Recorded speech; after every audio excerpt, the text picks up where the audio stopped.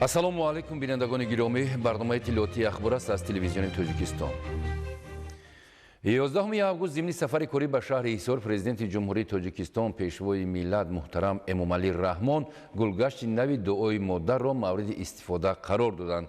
Ин имкони фарҳангиву фароғатӣ ҳамчун рамзи эҳтиром ба мақоми модар бунёд гардида барои истироҳату фароғати сокинон шароити мусоид фароҳам меорад. 11 август президенти ҷумҳурии Тоҷикистон пешвои миллат муҳтарам Эмомалӣ Раҳмон зимни сафари корӣ ба шаҳри Ҳисор дар маҳаллаи Камоли Хуҷандии шаҳраки Ҳисор гулгашти навбунёди дуои модарро мавриди истифода қарор доданд.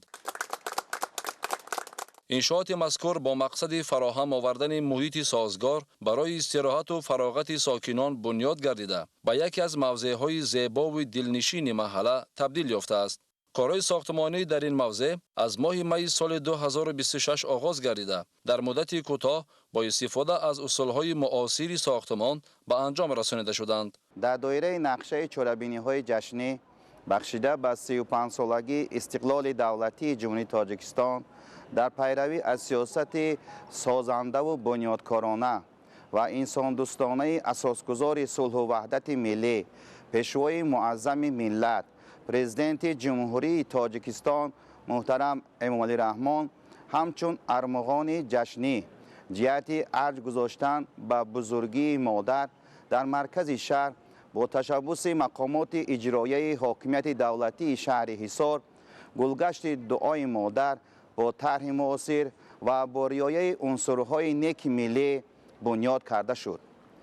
бунёд гардидани гулгашти дуои модар ва бо иштироки пешвои муаззами миллат муҳтарам Эмомалӣ Раҳмон ифтитоҳ гардидани он дар арафаи ҷашни 35-солагии истиқлоли давлатии ҷумҳурии Тоҷикистон тӯҳфаи арзишманд ба сокинони шаҳри Ҳисор маҳсуб мегардад. гулгашти дуои модар дорои муҳити сабзу хуррам буда дар ҳудуди он гулҳои рангоранг, дарахтони сояафкан ва дигар навъҳои растаниҳои ороишӣ шинонида шуданд. чароғонкунии гулгашт низ ба симои он ҳусни тоза бахшида шароити мусоидро барои сайру гашт ва истироҳати сокинон фароҳам овардааст. дар маркази он муҷассамаи модар қомат афрохтааст ки ифодагари эҳтироми самимӣ ба бузургтарин сарчашмаи меҳру муҳаббат модар мебошад. модар нахустин омӯзгори фарзанд, тарбиятгар ва роҳнамои роҳи зиндагӣ ба шумор меравад. маҳз бо ҳамин ҳадаф гулгашт номи рамзии дуои модарро гирифтааст. توی پیرم توی تدبیر پیرم دعایم کن دعایت را بگیرم نمیمیری تو ای مادر اگر من برای مادر ملت بمیرم. شکر وحدت، شکر استقلالیت، شکر امنیت و آسایشتگی و صلح و ثبات وطن عزیز، شکر سیاست خردمندانه، عاقلانه و فرهنگ پرورانه پیشوای معظم ملت پرزیدنت جمهوری تاجیکستان محترم امامعلی رحمان که ما در تمام سمت و ساحه‌های خواجگی خلق کشور و سیاست سطح دولتداری چه داخل و خارج کشور با موفقیت و دستاوردهای بی‌نظیر نائل گردیدیم. امروز در دایره انا همین اقدامات و تشبثکاری ها و همچون همردیف با سیاست فرهنگ پرورانه پیشوای معظم ملت امروز در شهر حصار بنیادکاری ها، سازندگی ها به راه مانده شده است و ادامه دارد. وطن و مادر با هم همردیف هستند و دو واژه مقدس است که میتواند امروزیان را مخصوصا نسل نورست را که آینده ساز ملت هستند در روحیه وطن دوستی، احترام مقدسات ملی و ارجگذاری به مادر، به وطن، به خدمت‌های شایان گذشتگانمان، بزرگانمان، پدر و مادرانمان تربیت کند به کمال رساند. ضمن شناسایی با گلگشت دعای مادر، پیشوای ملت محترم امامعلی رحمان به مسئله گرامی داشت مقام مادر و احترام او همچون مقدسترین شخص در حیات هر انسان توجه مخصوص ظاهر کردند. همچنین تأکید نمودند که مادر شخصیت بزرگ و مقدس بوده. احترام و قدردانی او قرض فرزندی هر یک انسان به حساب می رود. در ادامه سفر کاری به شهر هیسور، پرزیدنت جمهوری تاجیکستان پیشوای ملت رئیس حزب خلقی دموکراتی تاجیکستان محترم امامعلی رحمان بینای نوی کمیته اجرایی حزب خلقی دموکراتی تاجیکستان را در شهر مورد استفاده قرار دادند. انشاءات معاصر با فراهمسازی شرایط مساعد فعالیت برای کارمندان حزبی جهت تقویت کارهای تشکیلی و ترغیباتی و خدمترسانی به شهروندان مساعدت خواهد کرد. 11 август пас аз ифтитоҳи гулгашти дуои модар, президенти ҷумҳурии тоҷикистон пешвои миллат, раиси ҳизби халқии демократии тоҷикистон муҳтарам эмомалӣ раҳмон бинои нави кумитаи иҷроияи ҳизби халқии демократии тоҷикистон дар шаҳри ҳисорро мавриди истифода қарор доданд. бинои нав дар заминаи сиёсати созандаву бунёдкоронаи пешвои миллат ва бо мақсади фароҳам овардани шароити муносиб барои фаъолияти сохторҳои ҳизбӣ бунёд гардидааст. бино бо назардошти талаботи нақшаи генералии шаҳри ҳисор ва бо мақсади мутобиқ намудани намои он ба муҳити меъмории мавҷуда дар шакли классикӣ таҳризӣ шудааст. мо ҳизбиёни шаҳри ҳисор аз тӯҳфаи арзишманди пешвои муаззами миллат раиси ҳизби халқии демократии тоҷикистон хело шод ҳастем, зеро солҳои зиёд аъзову ҷонибдорон бахусус кормандони кумитаи иҷроияи ҳизби халқии демократии тоҷикистон орзу доштанд ки дар шароити муосир дар бинои хуштарҳу замонавӣ кору фаъолият намоянд. хушбахтона با سیاست خردمندانه، انساندوستانه و سازنده رئیس معظم حزب خلقی دموکراتی تاجیکستان این رویداد فرابخش در عرفه تجلی 35 سالگی استقلال دولتی جمهوری تاجیکستان به وقوع پیوست. امروز در شهر حصار 173 تشکیلات های ابتدایی حزبی فعالیت سیاسی کرده ایستادند که در آن 17243 نفر اعضای حزب متحد شدند و بهر تطبیق هدفهای سازنده آیین‌ناموی و برنامه‌ای حزب خلقی دموکراتی تاجیکستان و دستور و هدایت‌های رهبریت عالی دولت و حکومت مملکت پیگیرانه کوشش و کار و فعالیت نظررس کرده ایستادند. در آرایش داخلی و بیرونی آن عنصرهای ملی و صنعت بلند شهرسازی به طور وسیع استفاده گردیده است. در بینای مذکور برای فعالیت کارمندان کمیته اجرایی حزب خلقی دموکراتی تاجیکستان در شهر حصار شرایط ضروری فراهم آورده شده است. انشاءات دارای 11 حجره کاری، 2 تالار مجلس و حجره‌های دیگر می باشد. یکی از بخش‌های مهم بنا کتابخانه می باشد که در آن مجموعه وسیع ادبیات علمی و بدیعی، آثار ارزشمند و اثرهای پیشوای ملت گرد آورده شده است. با پرزیدنت کشور محترم امامعلی رحمان اطلاع داده شد که بنیاد انشاءات با مساعدت مقامات اجرایی حکومت دولتی شهر حصار و دستگیری کمیته اجرایی مرکزی حزب خلقی دموکراتی تاجیکستان از جانب صاحبکار وطنی عضو فعال حزب خلقی دموکراتی تاجیکستان دیرکتور جمعیت دارای مسئولیت محدود بنیادکار ساختمان میراج‌الدین یارو عملی گردیده است. سرور دولت به اقدام صاحبکار وطندوست بهای بلند داده این اقدام را نمونه روشن همکاری دولت و جامعه و سهم صاحبکاران وطنی در کارهای آبادانی و سازندگی ارزیابی نمودند. من تصمیم گرفتم که در پیروی از اقدام‌های سازنده پیشوای معظم ملت محترم امامعلی رحمان در شهر حصار بینای کمیته اجرایی حزب خلقی دموکراتی تاجیکستان را بنیاد نمایم. ما شکرانه صلح و ثبات میکنیم و همه دستاوردهای نایل گردیده‌مان از فیض سیاست پیشوای معظم ملت رئیس حزب خلقی دموکراتی تاجیکستان محترم امامعلی رحمان است.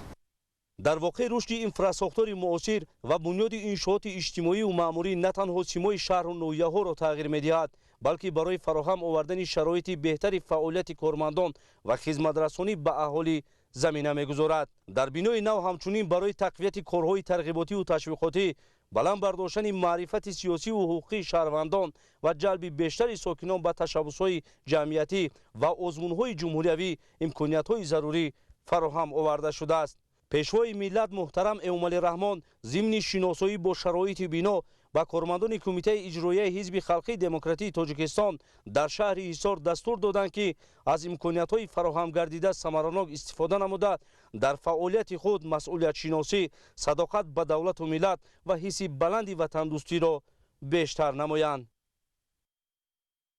11 август президенти ҷумҳурии тоҷикистон пешвои миллат муҳтарам эмомалӣ раҳмон дар деҳоти ҳаёти нави шаҳри ҳисор бинои муассисаи томактабии сафияро ифтитоҳ намуданд.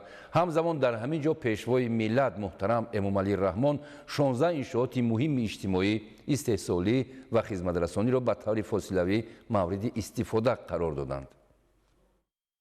11 август президенти ҷумҳурии тоҷикистон пешвои миллат муҳтарам эмомалӣ раҳмон дар деҳоти ҳаёти нави шаҳри ҳисор бинои муассисаи томактабии сафияро мавриди истифода қарор доданд.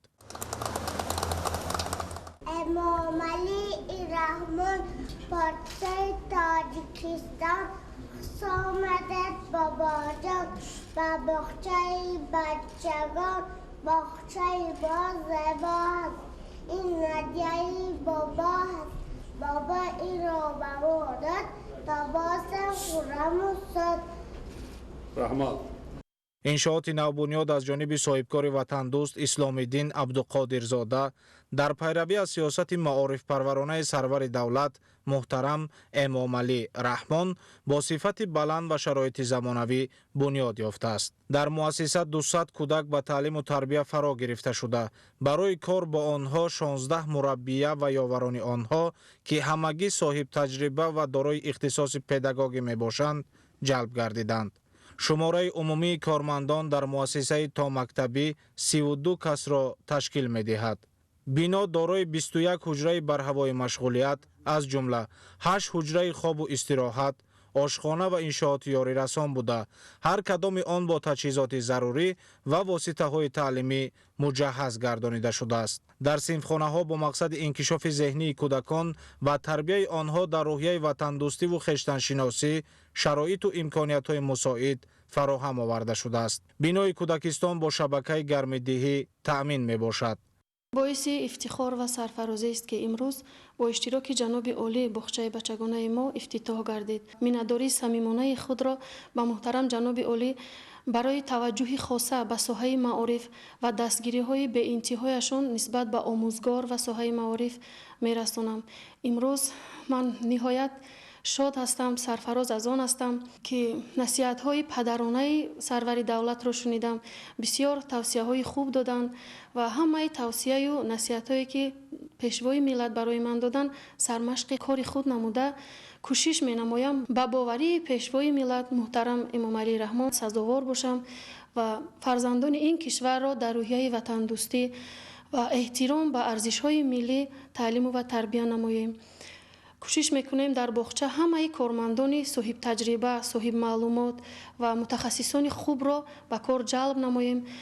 маоши баланд барои онҳо ба хотири ҳавасмандии онҳо таҳия намоем. роҳбари давлат дастур доданд ки ба ятимони кул ва кӯдакони имконияташон маҳдуд хизматрасонии тиббӣ ва таҳсили ройгон инчунин кӯмак барои сару либоси онҳо расонида шавад.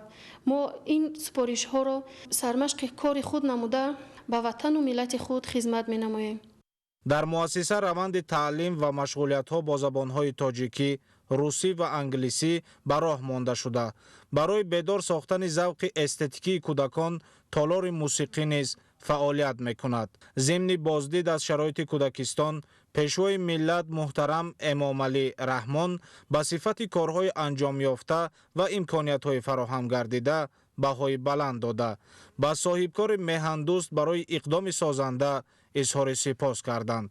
сарвари давлат дастур доданд ки кӯдакони имконияташон маҳдуд ва ятимону бепарасторон бо сару либос ва лавозимоти хониши ройгон таъмин карда шаванд.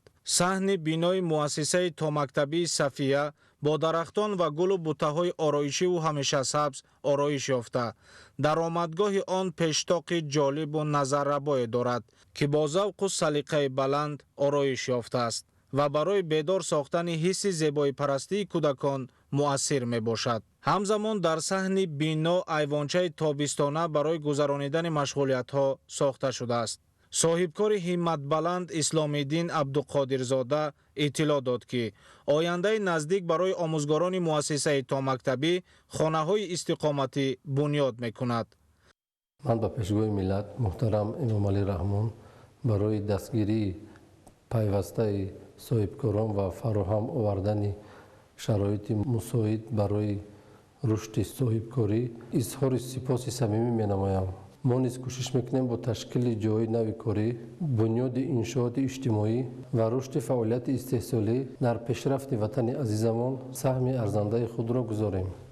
راهبر دولت محترم امام علی رحمان ضمن صحبت صمیمی با آموزگاران و مسئولان آنها را برای براه ماندن تعلیم باصفت، تشکل شخصیت، آموزش دانش‌های معاصر به خوانندگان، تربیت کودکان در روحیه وطن دوستی و از خردی جای دادن احترام و صداقت به آب و خاک اجدادی در قلب آنها دستور و هدایت‌ها دادند.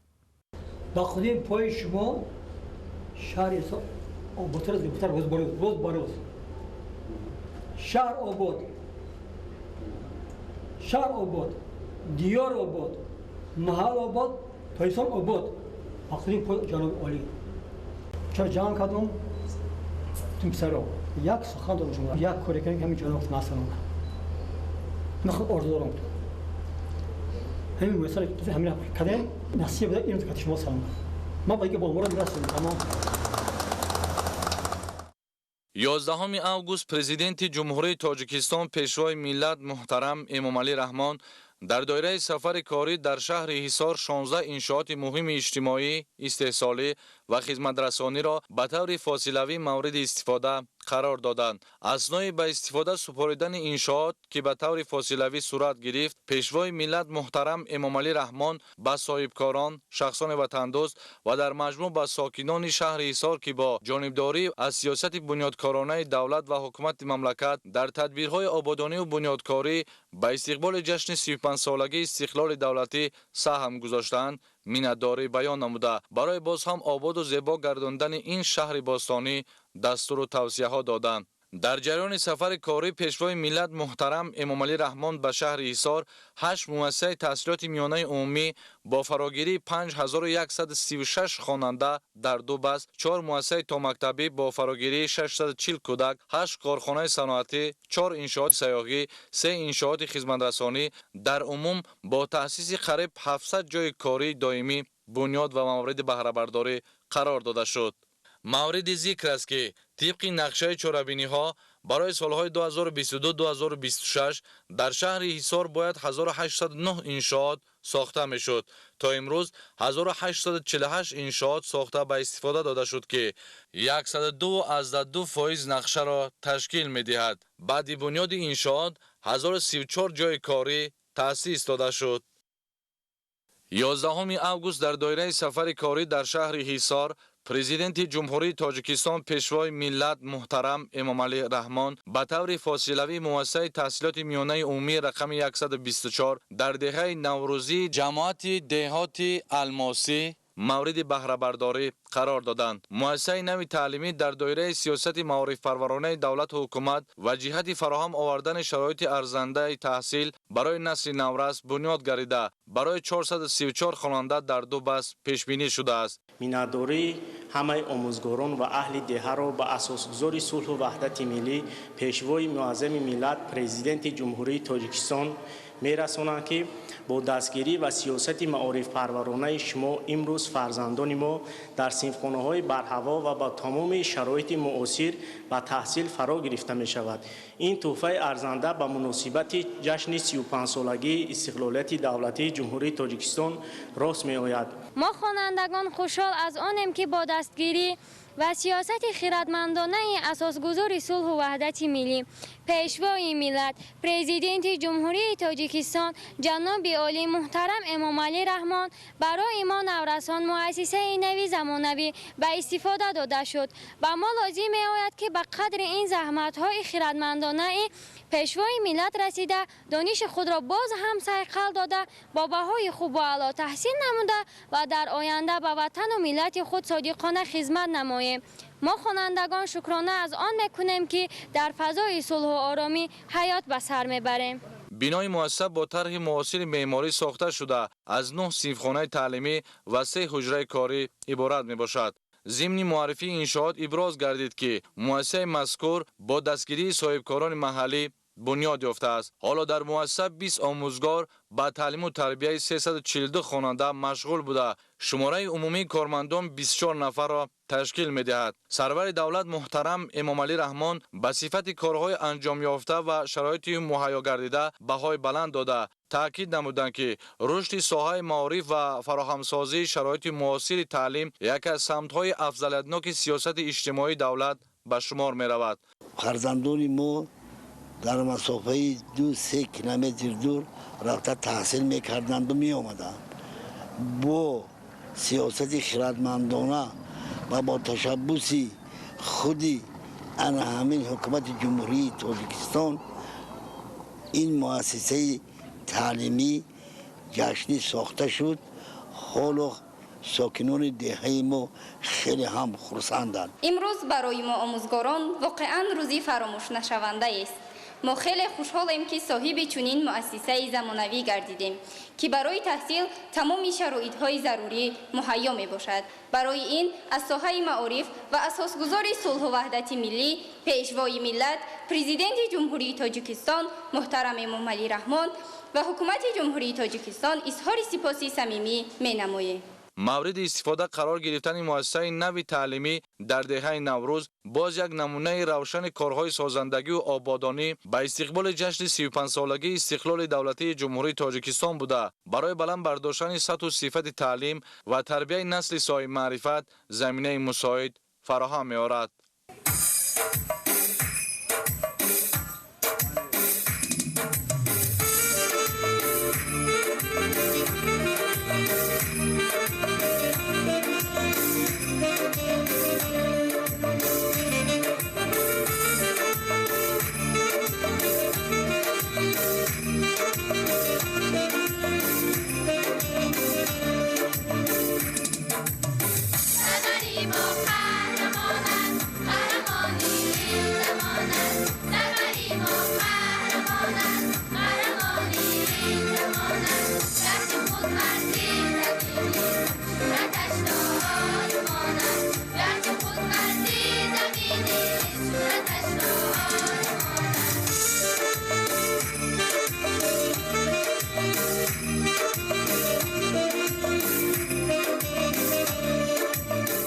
یازدهم اوگوست پرزیدنت جمهوری تاجیکستان پیشوای ملت محترم امام علی رحمان در شهر حصار مؤسسه تحصیلات میانه عمومی رقم 145 در دهه توده شهر حصار را به طور فاصلوی مورد استفاده قرار دادند. انشاءات نوی ساحه معارف با مقصد فراهم آوردن محیط معاصر تعلیم برای کودکان و نورسان بنیاد گردیده برای 960 خواننده در 2 بس پیش بینی شده است. در رفت ساختمان 40 ساکن محلی با جای کار موسمی تامین گردیدند. مؤسسه نوی تعلیمی از 2 آشانه عبارت بوده دارای 20 صنفخانه تعلیمی و 4 حجره کاری می باشد. برای ما ساکنان شهر حصار باستانی روزی فرحبخش و تاریخی می باشد. ما از این افتخار داریم که به شهر ما مهمانی عالی مقام اساسگذار صلح و وحدت ملی پیشوای معظم ملت پرزیدنت محبوب جمهوری تاجیکستان محترم امام علی رحمان تشریف آورده‌اند. منتداری صمیمانه خودمان را به محترم پیشوای معظم ملت میرسانیم. این مؤسسه های تعلیمی برای ما نه تنها یک بینایی نو بلکه رمز توجه به معارف، دانش و آینده نسل جوان می باشد. محترم پیشوای معظم ملت، شما به ما باور کردید و گفتید جوانان آینده ملتند. ما کوشش میکنیم این باوری را سفید کنیم و در آینده صادقانه به وطن عزیزمان خدمت نماییم. ما از این افتخار داریم و شکرگزاریم که در چنین وطن آباد و زیبا در فضای صلح و ثبات و وحدت ملی زندگی کرده ایستاده ایم. در برابر سیمخانه‌های مجهز برای آموزگاران و خوانندگان شرایط ضروری مهیا گردیده روند تعلیم مطابق به طلبات زمان معاصر براه مانده شده است. حالا در مؤسسه 960 خواننده به تحصیل فرا گرفته شده. به تعلیم و تربیت آنها 28 آموزگار مشغول می باشد. بنیاد چنین انشاءات مهم اجتماعی ثمره سیاست خردمندانه پیشروی ملت محترم امام علی رحمان در سمت رشد ساحه معارف و بلند برداشتن سطح دانش اندوزی نسل نورس می باشد. آینده دولت و ملت از نسل باسواد و دانشمند وابستگی عمیق دارد و چنین انسانها در مکتب تربیت می‌یابند. ما صاحبکاران نیز این را خوب درک میکنیم و کوشش می‌نماییم که شرایط خوب مهیا سازیم تا نسل نورس سیمبا در مکتب‌های حاضر زمان تعلیم و تربیت بگیرند. با این مقصد سال 2018 3 سیمخانه برهوا بنیاد و در اختیار طالب علمان قرار دادم. با مقصد سزاوار استقبال گرفتن 35 سالگی استقلال دولتی تاجیکستان مقصد گذاشتیم که بنای دوآشانه مکتب زمانوی را بسازم. ساختمان آن را آغاز نمودم و جوانان با غیرت و سخاوت پیشه دهه قسم با مبلغ و قسم دیگر با قوه و بازو ما را دستگیری کردند و این صنفخانه های خوشتر و برهوا قامت افراختند.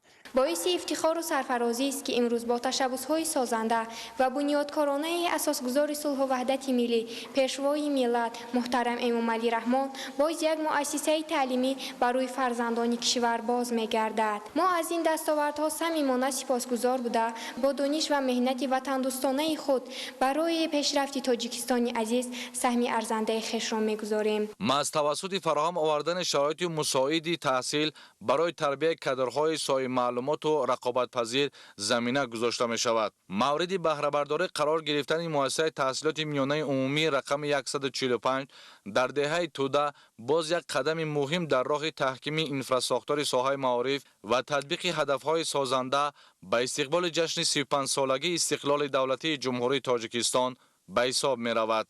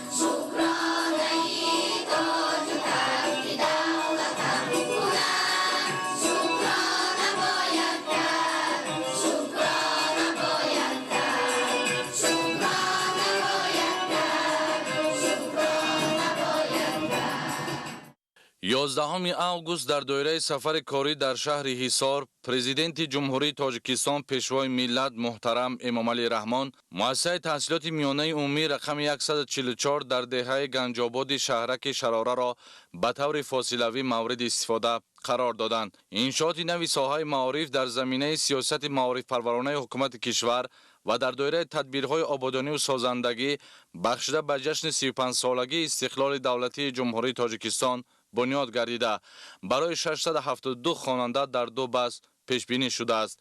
این تحفه بهترین بود که به واسطه با دستگیری اساسگذار صلح و وحدت ملی پیشوای معارف پرور ملت پرزیدنت جمهوری تاجیکستان محترم امام علی رحمان در عرفه جشن 35 سالگی استقلالیت دولتی جمهوری تاجیکستان برای طالب علمان این محله نوبنیاد تقدیم گردید. ما معارفچیان با چنین پیشوای سازنده و آبادکار و معارف پرور فخر میکنیم و جواباً به این در اطراف سیاست پیشوای خود متحد گشته وعده میدیم که نسل جوان را در روحیه وطن دوستی، خویشتن‌شناسی و حفظ ارزش‌های ملی تربیت می‌نماییم. برای ما خوانندگان باعث افتخار است که با تشبث پیشوای معظم ملت محترم امام علی رحمان مؤسسه نو زمانوی به استفاده داده شد. جواباً به این همه غمخواری ها ما خوانندگان از این امکانیت های موجوده ثمرناک استفاده برده پیروان اصیل پیشوای معظم ملت به کمال خواهیم رسید. ضمن معرفی لایحه اطلاع داده شد که مؤسسه مذکور با سهم صاحبکاران وطندوست از عائله ضیاف‌ها ساخته شده است. در جریان کارهای ساختمانی 37 ساکن محلی با کار موسمی تامین گردیدند. مؤسسه نو تعلیمی از 3 آشیانه عبارت بوده دارای 17 سیمخانه تعلیمی، حجره‌های کاری و دیگر انشاءات یاری رسان می باشد. همزمان بنا با سیستم گرمدهی تامین گردیده برای تعلیم و تربیت خوانندگان شرایط معاصر فراهم آورده شده است. با دستگیری و سیاست معارف پرورانه اساسگذار صلح و وحدت ملی پیشوای ملت پرزیدنت جمهوری تاجیکستان محترم امام علی رحمان که به ما چنین مؤسسه نو تعلیمی و با تمام شرایط ضروری به استفاده داده شد. این غمخواری برای رشد علم و معرفت و تربیت نسل نورس سهمی ارزنده می‌گذارد. حالا در مؤسسه ده‌ها آموزگار با فعالیت تعلیمی مشغول بوده شماره عمومی کارمندان 44 کس را تشکیل می‌دهد. افتتاح این مؤسسه زمانوی تعلیمی امکانات فراهم می‌آورد که صدها خواننده در شرایط جوابگو به طلبات زمان معاصر با آموزش فرا گرفته شده سطح و صفت تعلیم در این منطقه باز هم بهتر گردید.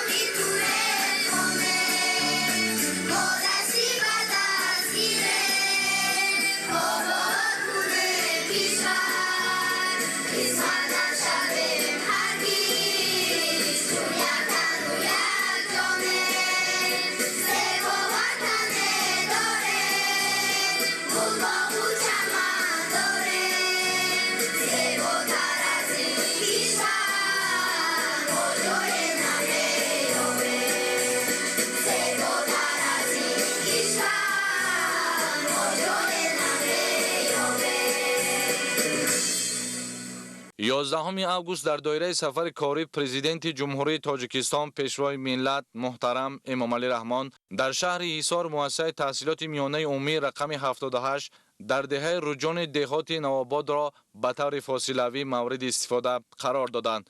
انشاءات نوی ساحه معارف در دایره سیاست بنیادکارانه حکومت جمهوری تاجیکستان و به استقبال جشن 35 سالگی استقلال دولتی جمهوری تاجیکستان ساخته شده برای 384 خواننده در 2 بس پیش بینی گردیده است. انشاءات مذکور با سهم صاحبکار وطندوست عالمجان ذکیروف بنیاد گردیده در روند ساختمان تا 45 ساکن محلی با کار موقتی تامین شد. بخشیده به جشن 35 سالگی استقلالیت دولتی جمهوری تاجیکستان ما صاحبکاران جماعت دهات نوآباد دهه کان شهر حصار تصمیم گرفتیم که در یک جایگی با مقامات اجرایی حکومت دولت شهر حصار یک مؤسسه نو زمانوی را مورد استفاده قرار دهیم. منادوری خود را به پیشوای معظم ملت جناب عالی پرزیدنت جمهوری تاجیکستان محترم امامعلی رحمان میرسانیم که ما صاحبکاران را دائما دستگیری می‌نمایند و من بعد کوشش می‌نماییم که برای آبادی وطن عزیزمان سهم ارزنده خود را گذاریم. مؤسسه تعلیمی از 8 صنفخانه، کابینت‌های تعلیمی، کتابخانه و دیگر حجره‌های آراسان عبارت بوده با نظام معاصر گرمدهی تامین میباشد. برای تعلیم و تربیت خوانندگان در مؤسسه شرایط ضروری مهیا کرده شده است. باعث افتخار و سرفرازی است که در عرفه جشن 35 سالگی استقلالیت دولتی جمهوری تاجیکستان ساخته به استفاده دادن مؤسسه نوی زمانوی برای ما آموزگاران و خوانندگان مؤسسه شرایط خوبی تعلیم را فراهم آوردند. با مناسبت 35مین سالگرد استقلالیت دولتی جمهوری تاجیکستان برای ما آموزگاران و خوانندگان چنین مؤسسه نو و زمانوی ساخته به استفاده دادند. از افتتاح چنین مؤسسه نو و زمانوی ما آموزگاران روح الهام تازه گرفته در بلند برداشتن سویه دانش خوانندگان سعی و تلاش می‌نماییم و خوانندگان را در روحیه وطن دوستی، خویشتن شناسی، حمایه مقدسات ملی، خدمت به وطن تربیت می‌نماییم. سرور دولت در همه برآمدهایشان ساحه معارف را عامل پیشرفت جامعه می‌دانند و همیشه آموزگاران را دستگیری و غمخواری می‌نمایند. مینادوری به واسطه آموزگاران، خوانندگان و ساکنان دهه را به اساس گذاری صلح و وحدت ملی پیشوای معظم ملت پرزیدنت جمهوری تاجیکستان محترم امامعلی رحمان میرسانیم که به مناسبت 35مین سالگرد استقلالیت دولتی جمهوری تاجیکستان برای ما آموزگاران و خوانندگان چنین مؤسسه نو و زمانوی ساخته به استفاده دادند. حالا در مؤسسه زیاده از 110 خواننده به تحصیل فرا گرفته شده. با آنها 14 آموزگار درس میگویند. My name is Sadlo Zikirov. Good afternoon, dear respectable guests. Welcome to this beautiful place. It's a great pleasure and a gift for us, students, that on the occasion of the 35th anniversary of the Independence Day of the Republic of Tajikistan, this modern institution was built. We, the students, promise to study hard and good marks. And we express our gratitude to the founder of peace and national unity, the leader of nation, dear امامعلی رحمان. افتتاح مؤسسه نو تعلیمی در دهه روجان برای ساکنان محل رویداد مهم اجتماعی محسوب یافته به بلند گردیدن سطح فراگیری کودکان به تحصیل و تحکیم زمینه‌های رشد ساحه معارف در شهر حصار مساعدت می‌کند.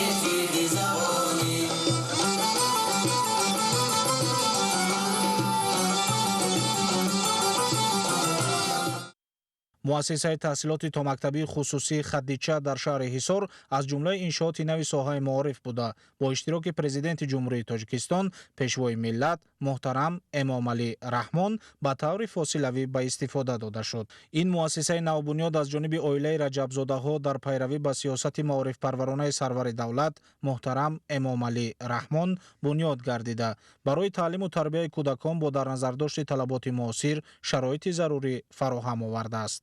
در مؤسسه 140 کودک به تعلیم و تربیت فرا گرفته شده. 28 مربی و یاردمچیان آنها به کودکان خدمت می‌رسانند. کارمندان مؤسسه دارای تجربه کاری و اختصاصی پداگوژی میباشند. با تشبس‌های سازنده و غمخواری‌های پیشوای ملت، پرزیدنت جمهوری تاجیکستان محترم امامعلی رحمان در سراسر کشور به رشد ساحه معارف و تعلیم و تربیت کودکان توجه مخصوص داده می شود. افتتاح باز یک مؤسسه تا مکتبی نو در دهه آبیگرمی جماعت دهات نوآباد یکی از قدم‌های نیک در راه فراهم آوردن شرایط مناسب برای فرزندان عزیزمان است. کودکان در 6 گروه به راه مانده شده تعلیم و مشغولیت با 3 زبان تاجیکی، روسی و انگلیسی گذرانیده می شوند. از این شماره در 2 گروه 24 نفری کودکان و در 4 گروه دیگر 23 نفری کودکان جای کرده شدند. ما کوشش می نماییم که برای کودکان محیط سالم، بی خطر، شوق‌آور و برای رشد همه‌جانبه آنها شرایط فراهم سازیم. بینای مؤسسه از 8 حجره برهوای مشغولیت، حجره‌های خواب و استراحت، آشخانه و دیگر انشاءات یاری‌رسان عبارت بوده با تجهیزات ضروری و واسطه‌های معاصر تعلیمی تامین شده است. در حجره‌های مشغولیت برای رشد قابلیت‌های ذهنی و ایجادی کودکان و تربیت آنها در روحیه وطن‌دوستی و خویشتن‌شناسی ملی شرایط مساعد فراهم آورده شده است. روند تعلیم و تربیت در مؤسسه با زبان‌های تاجیکی، روسی و انگلیسی به راه مانده شده است. برای رشد ذوق استتیکی کودکان تالار موسیقی فعالیت داشته در صحن مؤسسه نیز ایوانچه تابستانه بنیاد گردیده است که برای گذراندن مشغولیت‌های بیرونه و استراحت کودکان پیش بینی شده است. جناب عالی در دام این 35 سال کارهای نظررسی به حساب کردند. تمام ساحه به پیشروی هستند. ما از زمین تا آسمان این پیشروی ها را درک میکنیم. برای همین من با فرزندانم شیشته همین یک باغچه ساختیم. مؤسسه تحصیلات تا مکتبی خصوصی خدیچه با فراهم آوردن شرایط معاصر تعلیم و تربیت بر رشد همه‌جانبه کودکان، تکمیل ملکه‌های ذهنی و ایجادی و آموزش زبان‌های خارجی مساعدت می‌نماید. فعالیت چنین مؤسسه‌های تعلیمی در زمینه سیاست معارف پرورانه پیشوای ملت محترم امامعلی رحمان برای فراهم آوردن شرایط مساعد جهت تعلیم و تربیت نسل نورس و آماده‌سازی کودکان به مرحله‌های منبعد تحصیل مهم ارزیابی می‌گردد.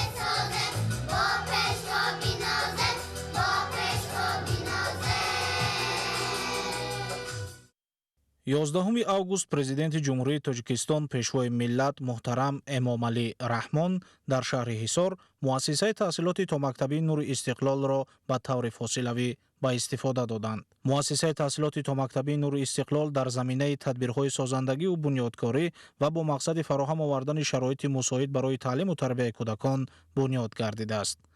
иншоот аз 2 ошёна иборат буда дар он таълиму тарбияи кӯдакон бо забонҳои тоҷикӣ, русӣ ва англисӣ ба роҳ монда шудааст. корҳои сохтмонии муассиса соли 2025 оғоз гардида дар ҷараёни бунёди он беш аз 50 сокини маҳаллӣ бо кори муваққатӣ таъмин шуданд. муассиса дорои 8 гурӯҳ буда барои ба таълиму тарбия фаро гирифтани 150 кӯдак пешбинӣ шудааст. ҳоло 40 омӯзгор ва мураббии соҳибтаҷриба ба таълиму тарбияи кӯдакон машғул мебошанд. бароям ҳамчун мураббӣ хеле хушоянд аст ки дар чунин муассисаи замонавӣ фаъолият мекунам. бунёди кӯдакистони нури истиқлол тӯҳфаи арзанда ба муносибати 35-солагии истиқлоли давлатии ҷумҳурии тоҷикистон ва нишонаи таваҷҷӯҳи хос ба таълиму тарбияи насли наврас мебошад.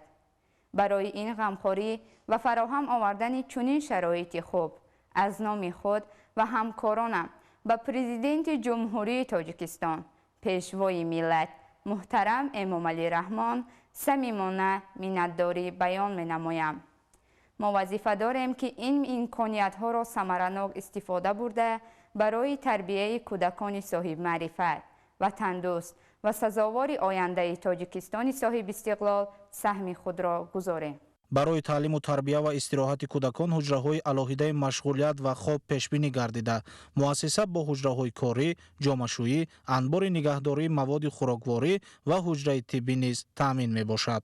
ҳуҷраҳои машғулият бо аёниятҳои таълимӣ, шиору овозаҳои ифодагари меҳру муҳаббат ба ватан ва тасвирҳои қаҳрамонҳои афсонавии кӯдакона оро дода шудааст. аз номи роҳбарият ва кормандони муассисаи томактабии нури истиқлол و پرزیدنت جمهوری تاجیکستان پیشوای ملت محترم امامعلی رحمان برای غمخواری پیوسته و دستگیری ساحه معارف بخصوص تعلیم و تربیت نسل نورس صمیمانه مینتداری بیان می‌نمایم. بنیاد این مؤسسه زمانوی تحفه ارزنده به استقبال 35 سالگی استقلالیت دولتی جمهوری تاجیکستان بوده برای کودکان ما شرایط مساعد تعلیم و تربیت و فراغت را فراهم می‌آورد. این اقدام بازگوی توجه خاص و سیاست سازنده پیشوای ملت محترم امامعلی رحمان در سمت فراهم آوردن شرایط بهتر برای نسل نورس میباشد. бо мақсади фароҳам овардани шароити бобарор барои таълиму тарбияи кӯдакон дар муассиса ҳуҷраи махсус барои кӯдакони имконияташон маҳдуд ташкил гардидааст. дар саҳни муассиса барои дилхушиву истироҳати кӯдакон таҷҳизоти муосири бозӣ насб гардида майдончаи варзишӣ, 2 ҳавзи тобистона ва 6 айвонча бунёд карда шудааст. зимни муаррифии имкониятҳои муассиса ба сарвари давлат муҳтарам эмомалӣ раҳмон иттилоъ дода шуд ки ҳамаи ҳуҷраҳои машғулият бо аёният ва воситаҳои муосири таълимӣ таъмин мебошанд. برای ما مربیان بنیاد مؤسسه زمانوی نور استقلال تحفه بزرگ و افادهگری غمخواری پیشوای ملت محترم امامعلی رحمان نسبت به کودکان و آینده ملت می باشد. از نام خود و همکارانم برای فراهم آوردن چنین شرایط خوب تعلیم و تربیت به رهبر دولت محترم امامعلی رحمان صمیمانه منتداری بیان می نمایم. ما تلاش می کنیم که در این مؤسسه زیبا و زمانوی فرزندان سالم، دانشمند و تندرست را تربیت نماییم.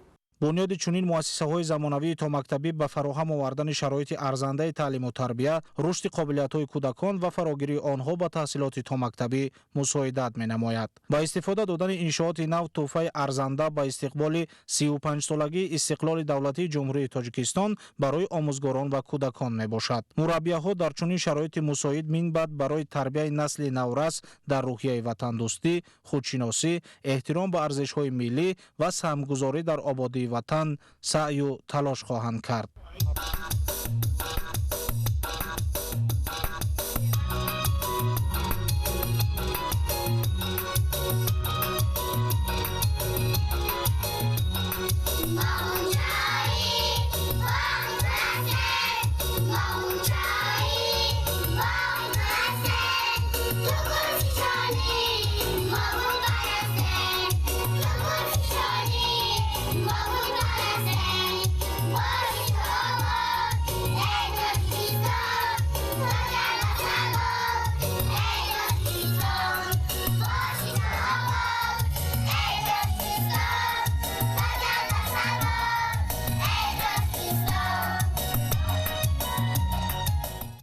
یازدهم август дар доираи сафари кории президенти ҷумҳурии Тоҷикистон пешвои миллат муҳтарам Эмомалӣ Раҳмон ба шаҳри Ҳисор дар деҳаи Баракат бинои нави иловагии таълимӣ дар назди муассисаи таҳсилоти миёнаи умумии рақами 57 ба таври фосилавӣ мавриди баҳрабардорӣ қарор гирифт. иншооти нав барои беҳтар намудани шароити таълиму тарбия ва фароҳам овардани имконияти бештар барои хонандагон бунёд гардидааст. бинои барои дар ду баст ба таҳсил фаро гирифтани 768 хонанда пешбинӣ шудааст. дар бунёди он саҳми сокинони саховатпешаи маҳаллӣ ва мақомоти иҷроияи ҳокимияти давлатии шаҳри Ҳисор назаррас мебошад. корҳои сохтмонӣ дар иншоот аз 21 сентябри соли 2022 оғоз гардида бо риояи талаботи муосири сохтмонӣ ба анҷом расонида шуданд. истиқлолият барои миллати тоҷик танҳо як санаи таърихӣ нест, балки рамзи озодӣ, ваҳдати миллӣ, давлатдории мустақил ва آینده درخشان فرزندان این سرزمین می باشد. در طول این سالها تاجیکستان عزیز تحت راهبری خردمندانه اساسگذار صلح و وحدت ملی، پیشوای معظم ملت، پرزیدنت جمهوری تاجیکستان محترم امام علی رحمان به دستاوردهای نظررس نائل گردید. یکی از سمت‌های افضلیت‌ناک سیاست دولت این رشد ساحه معارف می باشد. بنیاد و از نوسازی هزارها مؤسسه‌های تعلیمی، مجهز گردانیدن آنها با تکنولوژی نو معاصر، بلند برداشتن مقام آموزگار، فراهم آوردن شرایط نوی تحصیل برای خوانندگان، توجه سیاست دولت به رشد ساحه معارف می باشد. باعث سرفرازی است که مؤسسه رقم 57 در دهه برکت شهریار بینای نو خود را برای خوانندگان باز نمود. افتتاح این مؤسسه نو تعلیمی نه تنها تحفه ارزنده به ساکنان محل، بلکه قدم مهم برای خوانندگان صاحب معرفت، وطن دوست و صاحب کسبان آینده می باشد. ما باوری کامل داریم که آموزگاران با مهنت صادقانه فرزندان وطن دوست و وطن پرور تربیت نموده برای پیشرفت تاجیکستان عزیز سهم خود را می‌گذارند. بینای نوی تعلیمی از 2 آشیانه و 16 صنفخانه بر هوا عبارت بوده. در آن برای آموزش یک قطار فن‌های مهم تعلیمی از جمله بیولوژی، متماتیک، تکنولوژی اطلاعاتی و زبان انگلیسی شرایط مساعد فراهم آورده شده است. در برابر فراهم آوردن شرایط معاصر تعلیمی، توجه خاص به آموزش فن‌های طبیعت شناسی، دقیق و ریاضی، تکنولوژی‌های اطلاعاتی و زبان‌های خارجی نیز از سمت‌های مهم سیاست دولتی در ساحه معارف به شمار می‌رود. با احترام صمیمی به پیشوای معظم ملت، پرزیدنت جمهوری تاجیکستان محترم امام علی رحمان، برای توجه دائمی در رشد ساحه معارف و فراهم آوردن شرایط معاصر تعلیم و تربیت اظهار سپاس و منتداری می‌نماییم.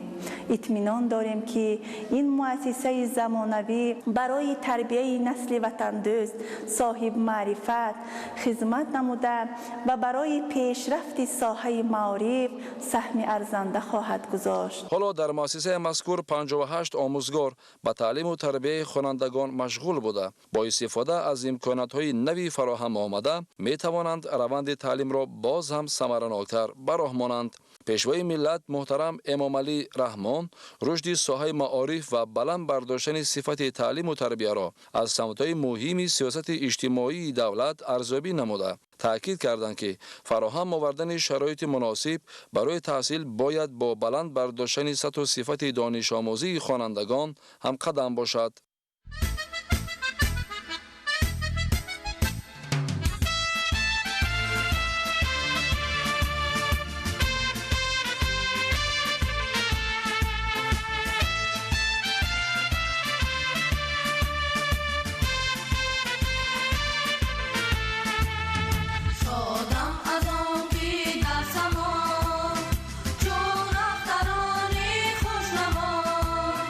شادم از آن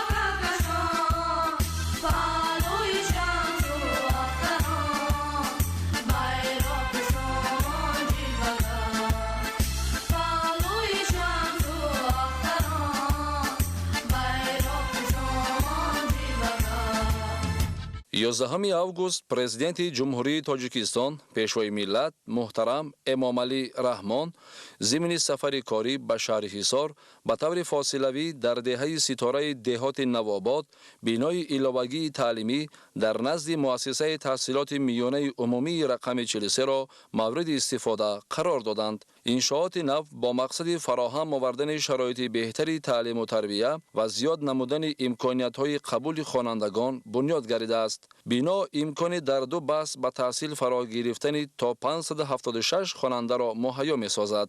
дар ҷараёни корҳои сохтмонӣ 40 сокини маҳаллӣ бо кори муваққатӣ таъмин гардиданд. дар татбиқи ин иқдом саҳми сокинони саховатпешаи маҳаллӣ назаррас мебошад. бинои нав дорои 12 симхонаи таълимӣ ва як утоқи корӣ мебошад.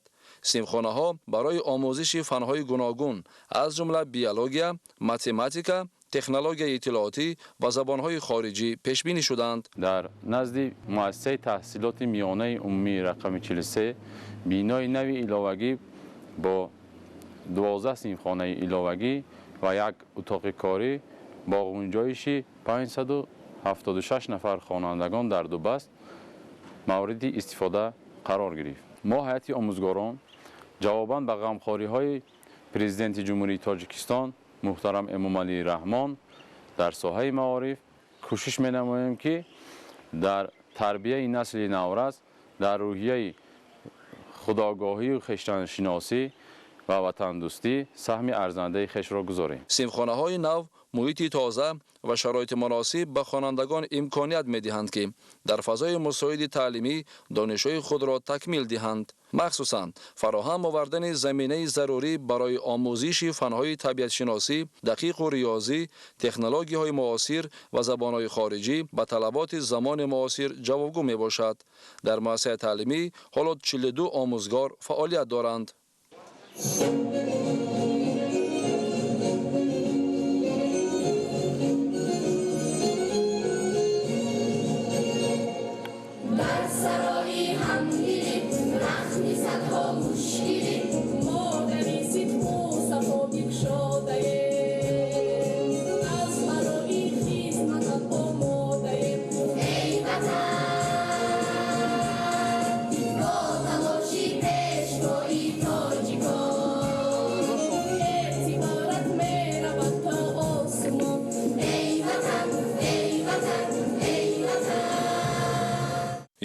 август президенти ҷумҳурии Тоҷикистон пешвои миллат муҳтарам Эмомалӣ Раҳмон зимни сафари корӣ ба шаҳри Ҳисор ба таври фосилавӣ дар деҳаи Турдиқишлоқ бинои иловагии таълимӣ дар назди муассисаи таҳсилоти миёнаи умумии рақами 69-ро мавриди баҳрабардорӣ қарор доданд.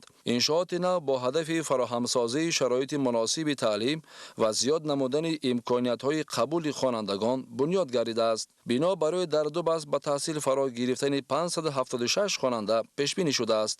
корҳои сохтмонӣ дар иншоот 2 июли соли 2025 оғоз шуда дар муҳлати муайяншуда бо сифати баланд ба анҷом расонида шудааст. дар раванди бунёди муассиса 20 сокини маҳаллӣ ба корҳои муваққатӣ ҷалб гардида бо ин васила барои аҳолии маҳаллӣ имкони кор фароҳам оварда шуд. сохтмони бино бо саҳми сокинони саховатпешаи маҳаллӣ ва дастгирии мақомоти иҷроияи ҳокимияти давлатии шаҳри Ҳисор амалӣ гардидааст. бинои нави таълимӣ аз 2 ошӯна иборат буда дар он 12 симхонаи барҳаво ташкил шудааст.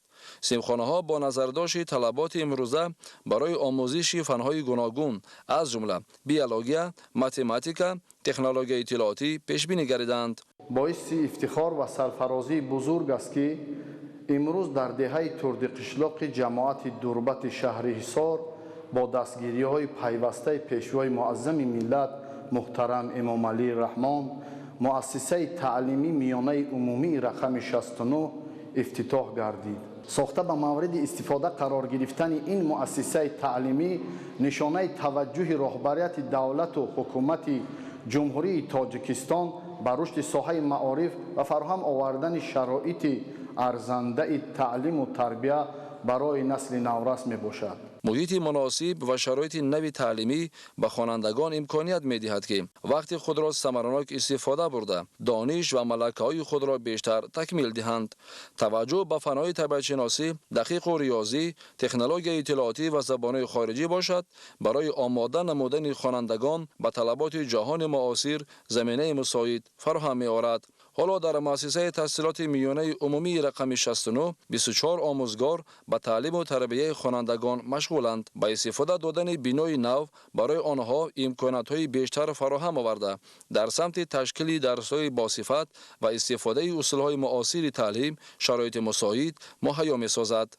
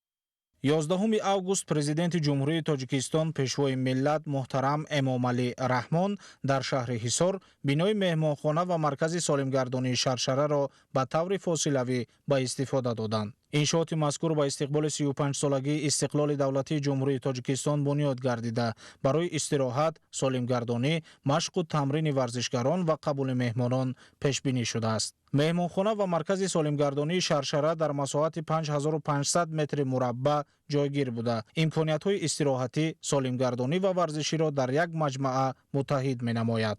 маҷмӯаи шаршара дорои шароитҳои хуб аз ҷумла меҳмонхона, толори варзишӣ, ҳавзи шиноварӣ ва маркази солимгардонӣ мебошад.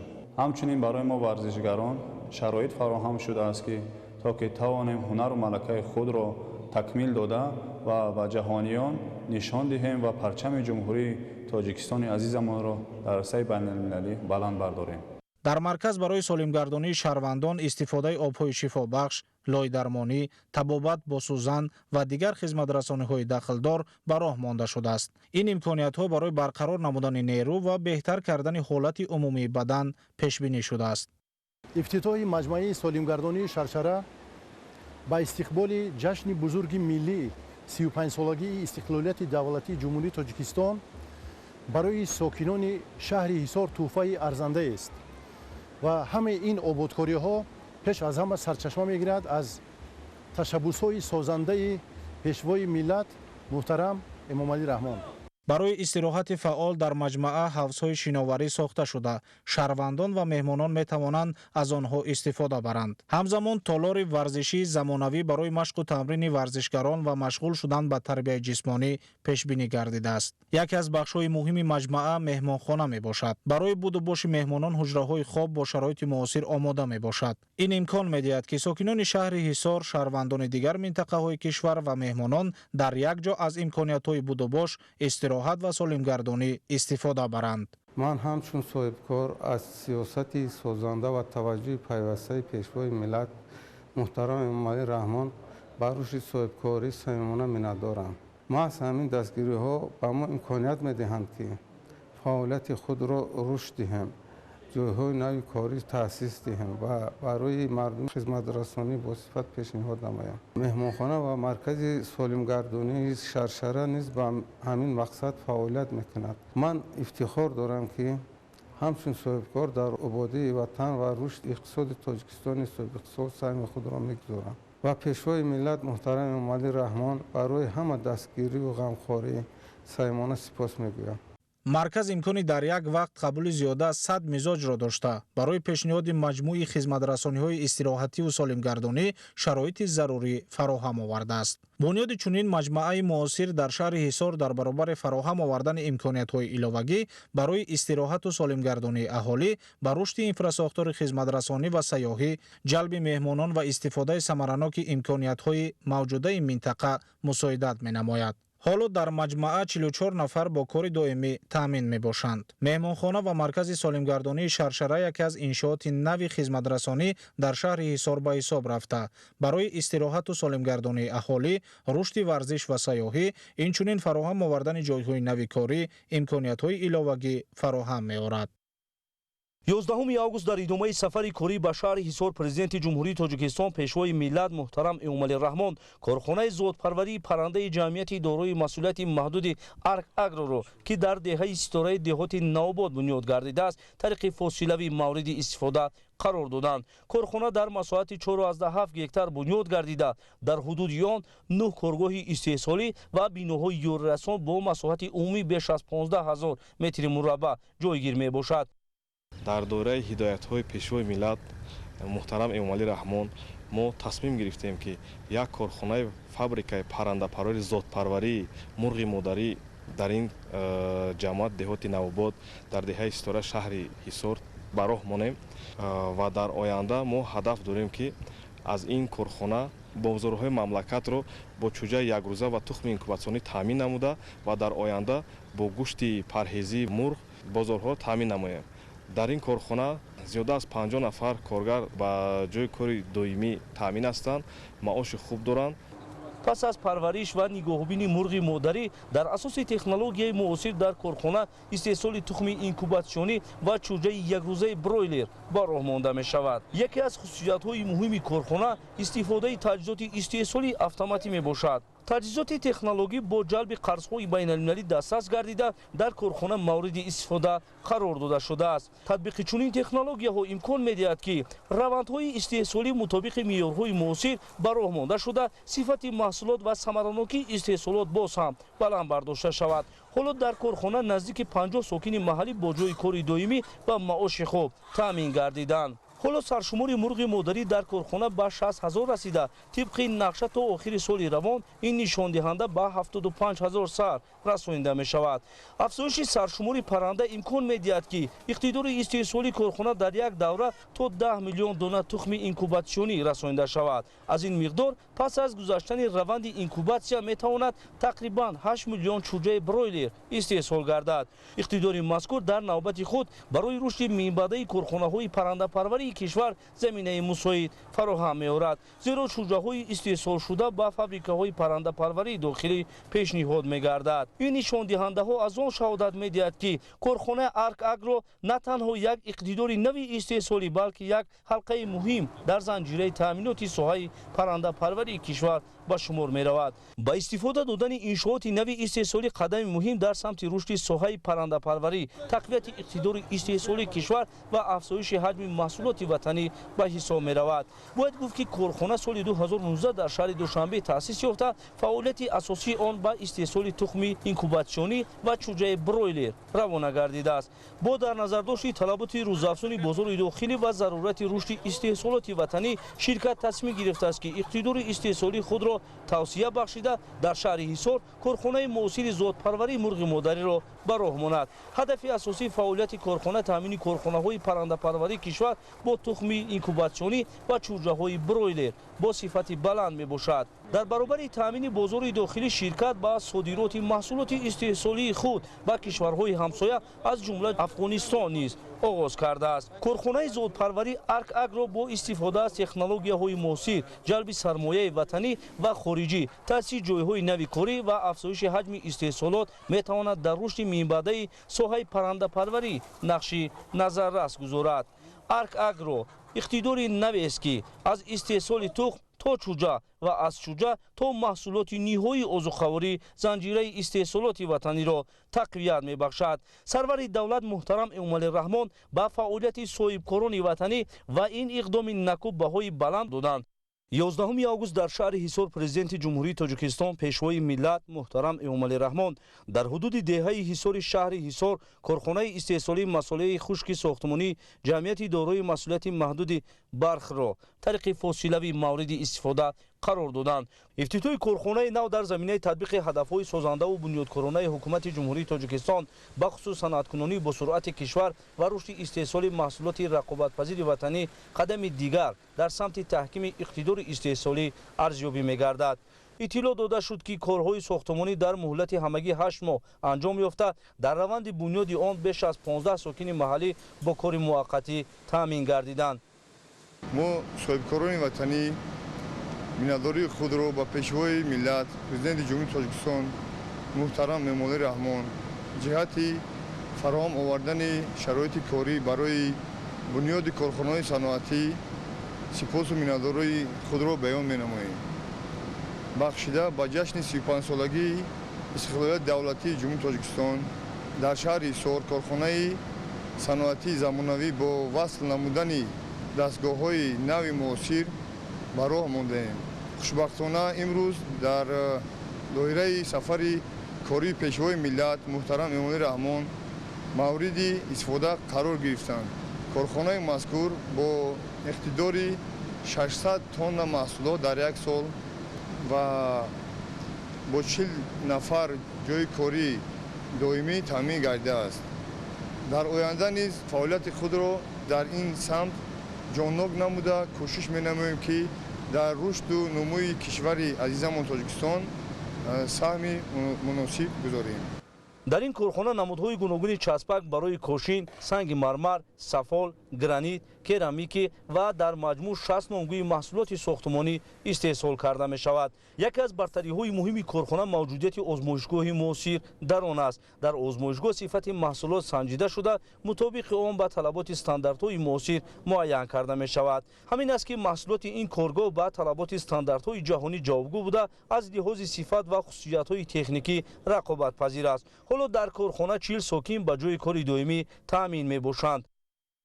میناداری خود را با جناب عالی محترم امامعلی رحمان میرسانیم که برای ما چنین شرایط فراهم آوردند.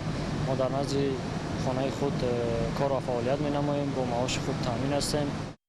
با نظرداشت نقشه‌های رشد میانبرده رهبریت کارخانه نیت دارد خطهای استحصالی را وسیع نموده شماره کارمندان را تا 80 نفر رساند. افزایش دادن نامگوی محصولات استحصال شونده و وارد نمودن امکانیت‌های نوی تکنولوژی نیز از جمله هدف‌های میانبرده کارخانه میباشد.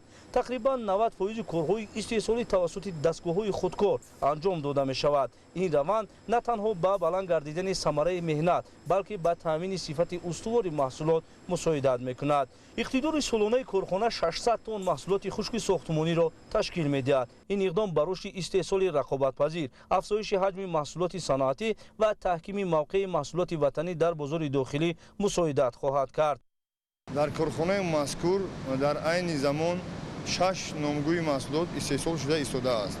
در آینده نقشه داریم که این نامگوی محصولات با 60-70 نامگو یعنی که برابر کنیم. ما تصمیم گرفتیم که همین محصولات را در استانداردهای جهانی به مردم کشور پیشنهاد نماییم.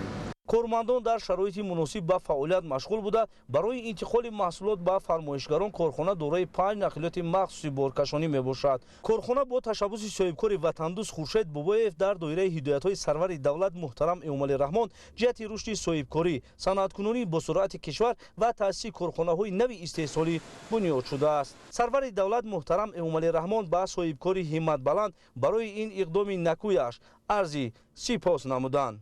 11 август президенти ҷумҳурии тоҷикистон пешвои миллат муҳтарам эмомалӣ раҳмон дар идомаи сафари корӣ ба шаҳри ҳисор дар деҳаи боғистони деҳоти сомон корхонаи истеҳсолии ҷамъияти дорои масъулияти маҳдуди Босфор тиҷоратро ба таври фосилавӣ мавриди истифода қарор доданд. Ин иқтидори нави истеҳсолӣ бо ташаббуси соҳибкори ватанӣ Маҳмуд Урунов дар доираи солҳои рушди саноат ва ба истиқболи 35-солагии истиқлолияти давлатии ҷумҳурии тоҷикистон сохта шудааст.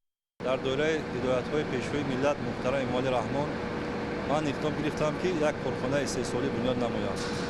аслан корхонаи мо ба истеҳсоли картошкаи қоқ, донаҳои офтобпараст ва ҷигори макка машғул мебошад. айни замон дар корхонаи мо 30 нафар ба ҷои корӣ таъмин мебошад. дар оянда нақша дорем ки ба васти ду хатти истеҳсоли дигар шумораи кормандонро ба 70 нафар расонем. мо соҳибкорон пайваста ғамхории пешвои миллат эмомалӣ раҳмонро эҳсос мекунем. дар раванди сохтмони иншоот беш аз 50 сокини маҳаллӣ ба кори муваққатӣ ҷалб гардида, акнун бо мавриди истифода қарор гирифтани корхона барои 30 кас ҷои кори доимӣ муҳайё шудааст. миннатдории худро ба пешвои миллат мерасонам ки мо занои хонашинро ба ҷои кори доимӣ таъмин намуданд. бисёр корҳои мо хуб аст. мо занои хонашинро бо ин кори доимӣ таъмин намуданд. корхона дорои 3 хатти истеҳсолӣ буда имкони истеҳсоли 14 номгӯи маҳсулотро дорад. иқтидори истеҳсолии он дар 1 соат то 80 килограмм донаҳои офтобпараст, 50 килограмм картошкаи хушк ва 50 килограмм ҷувори маккаро ташкил медиҳад. бо дар назардошти иқтидори мавҷуда коргоҳ дар 1 сол метавонад то 184 тонна маҳсулот истеҳсол намояд. яке аз хусусиятҳои муҳими корхонаи нав истифодаи таҷҳизоти муосири технологӣ мебошад. инчунин ба корхона барои сари вақт расондани маҳсулоти истеҳсолгардида ва интиқоли он ба мағозаҳои шаҳру ноҳияҳо 10 нақлиёти махсус ки барқӣ мебошанд шабона рӯз хизмат мерасонад. ба роҳ мондани истеҳсолот бо технологияҳои муосир имкон медиҳад ки иқтидори корхона дар оянда боз ҳам васеъ гардида номгӯ ва ҳаҷми маҳсулоти истеҳсолшаванда зиёд карда шавад. дар ин замина барои рушди минбаъдаи фаъолияти Босфор тиҷорат имкониятҳои назаррас мавҷуд аст. аз ҷумла дар сурати ба фаъолият оғоз намудани 2 хатти иловагии истеҳсолӣ шумораи кормандони корхона метавонад ба зиёда аз 70 кас расонида шавад. яъне иқтидори нави саноатӣ танҳо ба истеҳсоли маҳсулот маҳдуд намешавад. он ҳамзамон барои таъсиси ҷойҳои нави корӣ, баланд бардоштани сатҳи шуғли аҳолӣ ва фароҳам овардани имкониятҳои нави иқтисодӣ барои сокинони маҳаллӣ замина мегузорад. бо дастгирии пешвои миллат корхонаи мазкури мо ба фаъолият оғоз намуд. дар корхонаи мазкур 14 намуд маҳсулотро истеҳсол карда пешниҳоди мизоҷон мекунем. дар корхонаи мо таҷҳизотҳо аз ҷумҳурии Туркия оварда имрӯзҳо барои истеҳсоли маҳсулот сафарбар карда шудааст. корхонаи Босфор тиҷорат ҳамчун як иқтидори нави истеҳсолӣ ба фаъолият оғоз намуда дар баробари истеҳсоли маҳсулоти гуногун барои тавсеяи фаъолияти соҳибкории истеҳсолӣ имкониятҳои нав фароҳам меорад. мавриди истифода қарор гирифтани корхона дар арафаи 35-солагии истиқлолияти давлатии ҷумҳурии тоҷикистон рамзи идомаи корҳои созандагию бунёдкорона ва татбиқи ҳадафҳои созандаи давлат дар самти рушди иқтисодию иҷтимоии кишвар мебошад. 11 август президенти ҷумҳурии тоҷикистон пешвои миллат муҳтарам эмомалӣ раҳмон бинои нави шӯъбачаи милитсияи деҳоти алмосии шаҳри ҳисорро ба таври фосилавӣ мавриди истифода қарор доданд. иншооти навбунёд дар доираи корҳои ободониву созандагӣ ба истиқболи 35-солагии истиқлолии давлатии ҷумҳурии тоҷикистон дар деҳаи меҳргони деҳоти хонақоҳи кӯҳии шаҳри ҳисор бунёд гардида бо тарҳи замонавӣ ва мутобиқ ба талаботи имрӯза қомат афрохтааст. бунёди чунин иншооти хизматӣ барои боз ҳам беҳтар намудани фаъолияти сохторҳои ҳифзи ҳуқуқ, фароҳам овардани шароити мусоиди корӣ барои кормандони милитсия ва баланд бардоштани сатҳи хизматрасонӣ ба аҳолии заминаи мусоид фароҳам меорад. дар бинои нав ҳуҷраҳои корӣ бо назардошти талаботи хизматӣ ба роҳ монда шудааст. таъкид гардид ки бунёди иншоот дар таҳкими тартиботи ҷамъиятӣ, таъмини амният ва ҳифзи ҳуқуқу манфиатҳои шаҳрвандон нақши муҳим дорад.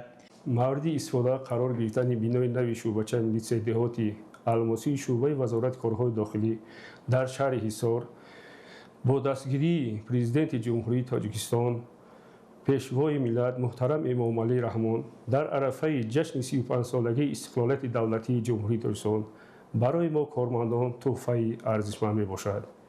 اطمینان کامل داریم که در چنین شرایط زمانوی وظیفه‌های خدمتی خود را با سر بلند اجرا نموده در تامین ترتیبات جمعیتی و آرامی جامعه سهم خود را می‌گذاریم. مورد استفاده قرار گرفتن بینای نوی شعبچه میلیسیای دهاتی الماسی، شهادت ادامه سیاست سازندگی و بنیادکاری در کشور و توجه دائمی رهبریت دولت به رشد انفراساختار مقامات حفظ حقوق میباشد. بنیاد انشاءات زمانوی در دهه مهرگان دهات خانقاه کوهی اینچنین به آبادانی محل و بهتر گردیدن سیمای معماری آن مساعدت نموده است. 11 آگوست پرزیدنت جمهوری تاجیکستان پیشوای ملت محترم امامعلی رحمان در دهه حصار شهر حصار به طور فاصلوی بنای قصر حاکم را مورد استفاده قرار دادند. انشاءات مذکور در دایره لایحه از نوسازی ممنونگاه تاریخی و فرهنگی قلعه حصار بنیاد گردیده، همچون یکی از موضع‌های مهم تاریخی و فرهنگی برای معرفی تمدن قدیمی تاجیکان خدمت خواهد کرد. بنای قصر حاکم دارای دو آشیانه بوده، در ساختمان و آرایش آن عنصرهای خاص معماری تاریخی به نظر گرفته شده، شرایط ضروری فراهم گردیده است. هر یک بخش بنا با در نظر داشت وظیفه تاریخی و معماری آن طرح‌ریزی گردیده، سیمای عمومی قصر را همچون یک مجموعه مهم اداری و فرهنگی معرفی می‌کند. یکی از خصوصیت‌های جالب معماری انشاءات بام شیرازی آن میباشد. بام بنا از دستک‌های چوبین با استفاده از تنوک‌های روحاندود شده ساخته شده است. این طرز بامپوشی به نماد عمومی بنا حسن خاص بخشیده، همزمان به حفظ استواری آن مساعدت می‌نماید. در حجره‌ها و تالارهای قصر سیستم هواتوزکنی طبیعی پیشبینی گردیده است که برای تأمین گردش هوا و فراهم آوردن محیط مساعد در داخل بنا خدمت می‌کند. قصر حاکم حصار با لایحه پژوهشگاه ملی ترمیم و برقرارسازی یادگاری‌های تاریخی و فرهنگی برقرار شد در اساس طرحی که باستانشناسان کشیده بودند و در اساس آن عکس‌هایی که تا به امروز محفوظ مانده بود.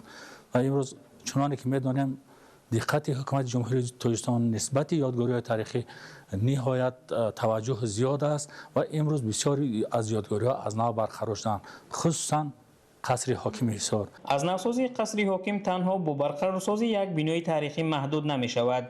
انشاءات مذکور همچون یک جزء مهم مجموعه تاریخی و فرهنگی قلعه حصار برای آموزش تاریخ دولتداری، معماری و فرهنگی تاجیکان اهمیت کلان دارد.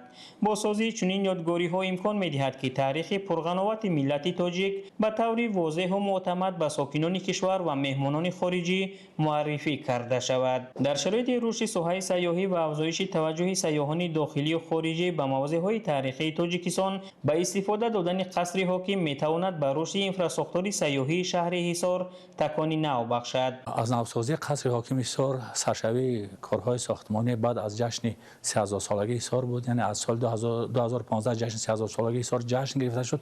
2016 برقرارسازی قصر حاکم حصار با سپارش پیشوای ملت آغاز گردید. سال 2016 در مدت 10 سال این یادگاری از نو احیا گشت و چنانکه که می‌بینید امروز برای قبول مهمانان آماده است. نگاره‌هایی که در قصر حاکم گذاشته شدند، این نگاره‌ها از فاند خود ممنوعگاه تاریخی و فرهنگی حصار و از دیگر آثارخانه‌ها نیز یا آثارهای دوره سامانیان به اینجا انتقال داده شده است و در نمایش گذاشته شده است. قلعه با تاریخ قدیمه، موضع جغرافی و ارزش بلند فرهنگیش یکی از موضع‌های جالب سیاحی کشور میباشد. از نوسازی انشاءات اطراف آن برای باز هم بهتر گردیدن امکانیت‌های قبولی سیاحان زمینه فراهم می‌آورد. معرفی یادگاری‌های تاریخی و فرهنگی به نسل جوان امکان می‌دهد که با تاریخ دولتداری، فرهنگ، هنر معماری و سنت‌های ملی بیشتر شناس شوند. قلعه حصار و انشاءات تاریخی آن می‌توانند همچون شهادت زنده تاریخ چندین هزار ساله تاجیکان به نسل‌های امروز و فردا خدمت نمایند. 11 آگوست پرزیدنت جمهوری تاجیکستان پیشوای ملت محترم امامعلی رحمان به طور فاصلوی به فعالیت کارخانه کارکرد آهن و پلاستیک جمعیت دارای مسئولیت محدود حاجی شریف آغاز بخشیدند. کارخانه نوی صنعتی در دهه نوی دهات میرزا رضا جایگیر بوده با مقصد رشد استحصالات وطنی، زیاد نمودن حجم استحصال محصولات صنعتی و فراهم آوردن جایهای نوی کاری بنیاد گردیده است. ساختمان کارخانه سال 2024 آغاز یافته، آن در دایره کارهای آبادانی نمودانی و سازندگی و تدبیرهای مربوط به سالهای رشد صنعت عملی شده است. با فعالیت آغاز نمودن چنین کارخانه‌های 3 ساله برای تقویت اقتدار صنعتی کشور، رشد صاحبکاری 3 ساله و افزایش حجم محصولات وطنی زمینه مساعد فراهم می‌آورد. در کارخانه کارکرد آهن و پلاستیکی حاجی شریف اساساً قبور و پروفیل‌های اندازه‌شان گوناگون استحصال کرده می‌شوند.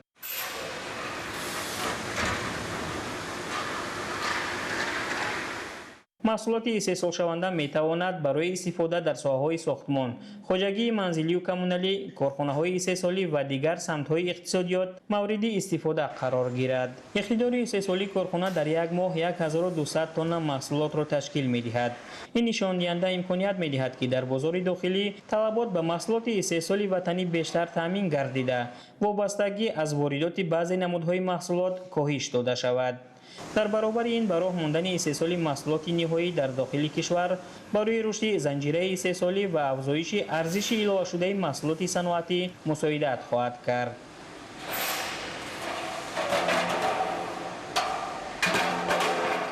بسیار خوشحالم که در عرفه 35 سالگی استقلالیت دولتی چنین کارخانه بزرگ را به استفاده دادیم و در آینده کوشش به خرج می‌دهیم که باز هم بیشتر و خوبتر کوشش غیرت کرده با آبادانی کشور سهم ارزنده خود را گذاریم.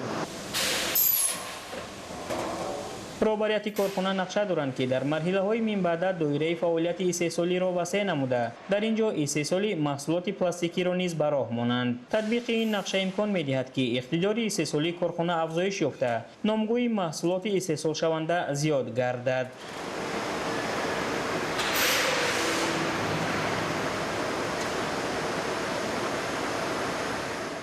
یکی از نتیجه های مهمی به فعالیت آغاز کردن کارخانه فراهم آوردن جایهای نوی کاری می باشد. در مرحله اولی فعالیت کارخانه کارکرد آهن و پلاستیکی حاجی شریف 15 نفر با جای کاری دائمی تامین گردیدند. طبق نقشه های رهبریت کارخانه پس از به راه ماندن خط نوی استحصالی شمار کارمندان تا به 30 نفر رسانیده می شود.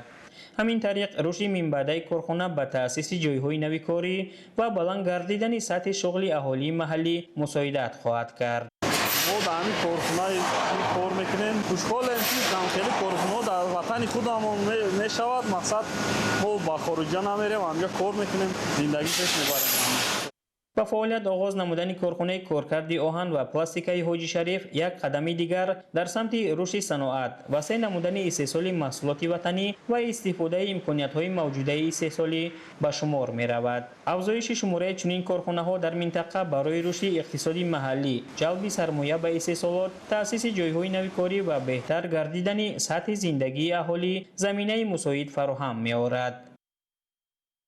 در دایره سفر کاری پرزیدنت جمهوری تاجیکستان پیشوای ملت محترم امامعلی رحمان به شهر حصار یک قطار انشاءاتی گوناگون تعیین داد مورد بهره برداری قرار داده شد. همکاران ما گزارش می‌دهند. در شهر حصار باز یک انشاءات مهم خدمت رسانی و سودا که با شرایط و امکانیت‌های معاصر زمانه ساخته شده است مورد بهره برداری قرار گرفت. مرکز سودای الماسی با اشتراک نمایندگان حکومت جمهوری تاجیکستان افتتاح گردید.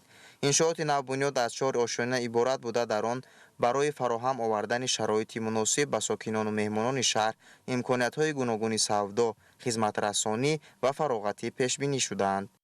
با پیروی از سیاست خیرمندانه پیشوای معظم ملت محترم امامعلی رحمان کوشش میکنیم تا برای باز هم آباد و زیباتر ساختن هر گوشه و کنار تاجیکستان سهم خود را گذاشته باشیم.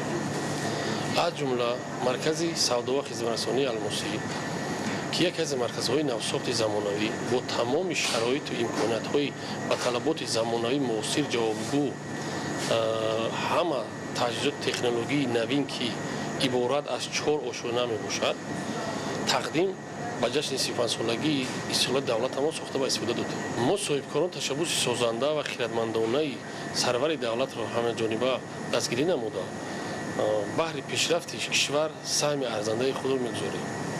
در آشیانه یکم بنا مرکز سودا و داروخانه جایگیر بوده خریداران می توانند از دایره وسیع مال و محصولات ضروری استفاده برند. آشیانه دوم به فروش لباس و دیگر نمودهای خدمت رسانی بخشیده شده است. شرایط معاصر فراهم گردیده امکان می دهد که ساکنان از یک قطار خدمت رسانی های ضروری استفاده نمایند. ошхонаи чорум бино тарабхонаи барҳаворо дар бар мегирад. тарҳи замонавӣ, шароити муносиб ва фазои мусоиди он барои қабули меҳмонон ва баргузории чорабиниҳои гуногун пешбинӣ шудааст. фароҳам овардани ҷойҳои кори нави холӣ яке аз масъалаҳои муҳими ҷомеаи имрӯза ба ҳисоб меравад. маркази савдои алмосӣ барои зиёда аз 60 нафар имконият фароҳам меорад, ки дар ҷойҳои кори нави холӣ кору фаъолият намоянд. ин танҳо як лоиҳаи тиҷоратӣ набуда, балки барои саҳми арзанда гузоштан дар рушди иқтисодиёти кишвар ва баланд бардоштани сатҳи некӯҳаволии мардум имконият фароҳам меорад. дар доираи ифтитоҳи марказ иқдоми хайриявии соҳибкор низ сурат гирифт. ба 40 нафар кӯдакони ятими кул тӯҳфаҳо тақдим карда, барои онҳо дастархони дона ороста шуд. дар деҳаи баракати ҷамоати деҳоти Мирзо Турсунзодаи шаҳри Ҳисор боз як иншооти муҳими иҷтимоӣ, муассисаи таҳсилоти томактабии наву замонавӣ мавриди баҳрабардорӣ қарор гирифт. иншоот бо ташаббус ба маблағгузории соҳибкори ватандӯст бунёд гардида, бо тамоми шароиту имкониятҳои зарурӣ барои таълиму тарбия ва рушди ҳамаҷонибаи кӯдакон муҷаҳҳаз гардонида шудааст. кӯдакистони нав аз 3 ошёна иборат буда барои қабули 150 нафар кӯдак пешбинӣ шудааст. дар муассиса барои тарбия ва таълими кӯдакон 8 нафар мураббия ва дар маҷмӯъ 27 нафар кормандон ба фаъолият ҷалб гардидаанд. бино бо дар назардошти талаботи муосир сохта шуда дар он барои кӯдакон муҳити муносиб ва мусоид фароҳам оварда шудааст. синфхонаҳо ва ҳуҷраҳои таълимӣ бо таҷҳизоту лавозимоти зарурӣ таъмин буда, шароити фароҳам гардида барои ташаккули ҷаҳонбинӣ, қобилияти фикрронӣ ва рушди зеҳнии кӯдакон мусоидат менамояд. ҳамчун як соҳибкор иқдом гирифтем ки бо пайравӣ аз сиёсати хиратмандонаи пешвои муаззами миллат муҳтарам ҷаноби олӣ Эмомалӣ Раҳмон дар зодгоҳи худ як боғчаи замонавии кӯдакона ба истифода диҳем ва айни ҳол рафти корҳои сохтмонӣ боз як майдончаи варзишӣ пӯшида, як маркази илмомӯзӣ ва як бумгоҳи тиббӣ бо суръат идома дорад, ки ният дорем инҳоро низ дар муддатҳои наздик ба истифода бидиҳем. таваҷҷӯҳ ба таълиму тарбияи кӯдакон ва фароҳам овардани шароити муносиб барои рушди онҳо яке аз самтҳои муҳими сиёсати иҷтимоии давлат ба шумор меравад. бунёди чунин муассисаҳо дар маҳалҳо имкон медиҳад, ки кӯдакон аз синни томактабӣ ба таълиму тарбия фаро гирифта барои таҳсилоти минбаъда заминаи мусоид пайдо намоянд. муассисаи томактабии Нури Хат ба ифтихори соли вусъат додани корҳои ободонӣ, созандагӣ ва тақвияту таҳкими худшиносии худогоҳии миллӣ ба ифтихори 35-солагии истиқлоли давлатӣ сохта ба истифода дода шудааст. маҳз ба дастгирии ташаббуси роҳбари давлат имрӯз дар кишвари мо ба тарбияи насли солим ва фарҳанг аҳамияти махсус дода мешавад. боғчаи мо кӯшиш мекунад, ки кӯдаконро дар рӯҳияи ватандӯстӣ, меҳнатдӯстӣ ва эҳтиром ба фарҳанги миллӣ тарбия намояд. шароити муосири муассиса на танҳо барои гузарондани машғулиятҳои таълимӣ, балки барои рушди қобилияти эҷодӣ, тафаккур ва малакаҳои иҷтимоии кӯдакон имконият фароҳам меорад. муҳити солиму созанда дар синни томактабӣ барои ташаккули шахсияти кӯдак аҳамияти махсус дошта, заминаи устувор барои таҳсилоти минбаъдаи онҳо мебошад. боиси ифтихор аст, ки дар арафаи ҷашни 35-солагии истиқлоли давлатӣ чунин муассисаи зебо ва муосир боғчаи Нури Хат ба истифода дода мешавад. мо барои ғамхорӣ таваҷҷӯҳи доимии пешвои муаззами миллат муҳтарам Эмомалӣ Раҳмон нисбат ба таълиму тарбияи насли наврас сипосгузорем. иқдомҳои созанда на танҳо барои беҳтар намудани шароити таълиму тарбия, балки барои рушди ҷомеа ва тарбияи насли солиму босавод замина мегузорад. дар деҳаи даҳбеди ҷамоати деҳотӣ ба номи Мирзо Турсунзодаи шаҳри Ҳисор дар назди муассисаи таҳсилоти миёнаи умумии рақами 16 бинои иловагӣ ба истифода дода шуд. мувофиқи лоиҳа бинои нави иловагӣ дуошона буда барои ба таҳсил фаро гирифтани 768 хонанда дар 2 баст пешбинӣ гардидааст. бинои нави иловагӣ дар назди муассисаи таҳсилоти миёнаи умумии рақами 16 дар доираи нақшачорабиниҳои ҷашни 35-солагии истиқлолияти давлатии ҷумҳурии Тоҷикистон аз тарафи соҳибкорони маҳаллӣ сохта шудааст. синфхонаҳои таълимӣ бинои навбунёд пурра бо мизу курсии нав ва лавозимоти зарурии таҳсил таъмин гардида барои хонандагон шароити муосири таҳсил муҳайё карда шуд. باعث خوشنودی است که امروز با قدوم فیضوار پیشوای ملت محترم امام علی رحمان و شهر باستانی حصار در نزد مؤسسه تحصیلات میانه رقم 16 بنای نوی علاوگی ساخته و استفاده داده شد. با زیاد شدن شماره خوانندگان مشکلات جای نشست به میان آمده بود. با نظر داشت این در دایره دستگیری رهبر دولت با سهم صاحبکاران دهه بنای نوی خوشتر و زمانوی ساخته داده شد. میناداری خود و هیئت آموزگاران این ساکنان سربلند دهه دهبد را با پیشوای ملت پرزیدنت جمهوری تاجیکستان محترم امام علی رحمان میرسانم که در عرفه 35 سالگرد استقلالات دولتی جمهوری تاجیکستان با ما آموزگاران چنین تحفه به‌بها بنای نوی تعلیمی هدیه نمودند. خرسندی بخش است که توجه دولت و حکومت جمهوری نسبت ساحه معارف سال از سال زیاد می‌گردد. ساخته با استفاده دادن انشاءات نوی تعلیمی در گوشه و کنار مملکت البته در بلند گردیدن صفت تعلیم و تربیت مساعدت خواهد کرد. بعد ساخته با استفاده دادن بنای نوی علاوگی در نزد مؤسسه مشکلات نورسایی جای نشست خوانندگان پرره برطرف کرده شد. باید ذکر نمود که بنای علاوگی برای قبول خوانندگان از صنف 1 تا 8 پیش بینی گردیده است. اکنون بعد ساخته با استفاده دادن بنای علاوگی در نزد مؤسسه خوانندگان سال نو خوانش را در صنفخانه‌های نو و دارای شرایط و امکانات نو تحصیل آغاز می‌کنند. ما خوانندگان مؤسسه تحصیلاتی میانه عمومی رقم 16 شهر حصار جهت گشوده شوی بنای نو و زمانوی که دارای شرایط‌های مطابق به معاصر است شاد و مسروریم. تحصیل در چنین مؤسسه زمانوی برای ما خوانندگان امکانیت می‌دهد تا دانش و ملکه ذهنی خود را بلند برداریم. امروز از گشوده شوی این بارگاه علم و معرفت خیلی خرسندم و میnnadori خویش را به جناب عالی محترم امام علی رحمان میرسانم که برای صاحب علم گردیدن نسل نورست تمام امکانیت و شرایط ها را مهیا می‌سازند. ما جوانان جواباً به این همه غمخوری های سرور دولت کوشش می‌نماییم سویه دانش خود را بلند برداشته در آینده صدقاً به خلق و وطن خویش خدمت نماییم. گرمی صنفخانه‌ها توسط آب گرم که با انگیش فعالیت می‌کند یعنی به استفاده قوه برق تامین می‌گردد. شماره کارمندان در مؤسسه تحصیلات میانه عمومی رقم 16 74 نفر را تشکیل می‌دهد که از این شماره 55 نفر آنها آموزگار می‌باشند. توجه به رشد ساحه معارف و علم سال تا سال زیاد نمودن مبلغ گذاری ساحه امکانیت داد که همه ساله در شهر حصار مؤسسه های نوی تعلیمی و بناهای نوی علاوگی بنیاد کرده شده به این واسطه نورسایی جای نشست خوانندگان پرره برطرف گردد. بنیاد چنین مؤسسه زمانوی تعلیمی دلیل رفتن آن است که رشد ساحه معارف همیشه در محور سیاست دولت قرار دارد. فراهم آوردن شرایط خوب برای تعلیم و تربیت، صنفخانه‌های برهوا، تجهیزات معاصر و محیط سازگار به خوانندگان امکانیت می‌دهد که نسل آینده با دانش و جهانبینی بلند تربیت یابد. ما خوب درک می‌کنیم که سرمایه‌گذاری به معارف سرمایه‌گذاری به آینده دولت و ملت است. از این رو وظیفه ما آموزگاران نیز از آن عبارت است که از این امکانیت‌های مهیا شده ثمرناک استفاده برده جوانان صاحب معرفت وطن دوست و مسئولیت شناس را تربیت نماییم. بعد بنیاد بنای نوی علاوگی در نزد مؤسسه آموزگاران فعالیت را دوچند نموده برای علم آموزی خوانندگان از خود کردن زبانهای خارجی، علمهای دقیق و در روحیه خودشناسی و خودآگاهی تربیت نمودن آنها دانش و ملکه پداگوژی خود را ثمرناک استفاده می نمایند. Oh,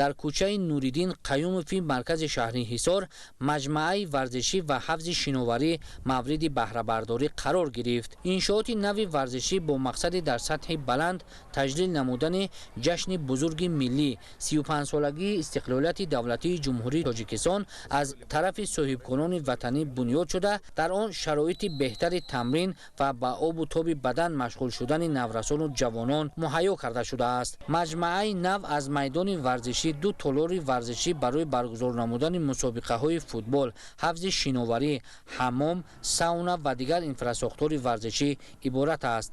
ҷиддемимо шонсоз бо сардории алоиддин фумеҷон тасмим гирифтем ки бахшида ба ҷашни 35-солагии истиқлолияти давлатии ҷумҳурии тоҷикистон як майдончаи варзишии бузурге ки дар он як майдончаи варзишии футбол болокушода ва ду тои дига болош сатҳаш пӯшида ва ҳавзи шиноварӣ дуто калон ва бо марказҳое ки хизматрасонӣ ки барои ҷавонон дар оянда хизмат мерасонад. ҳамин хел шароитҳо набуд.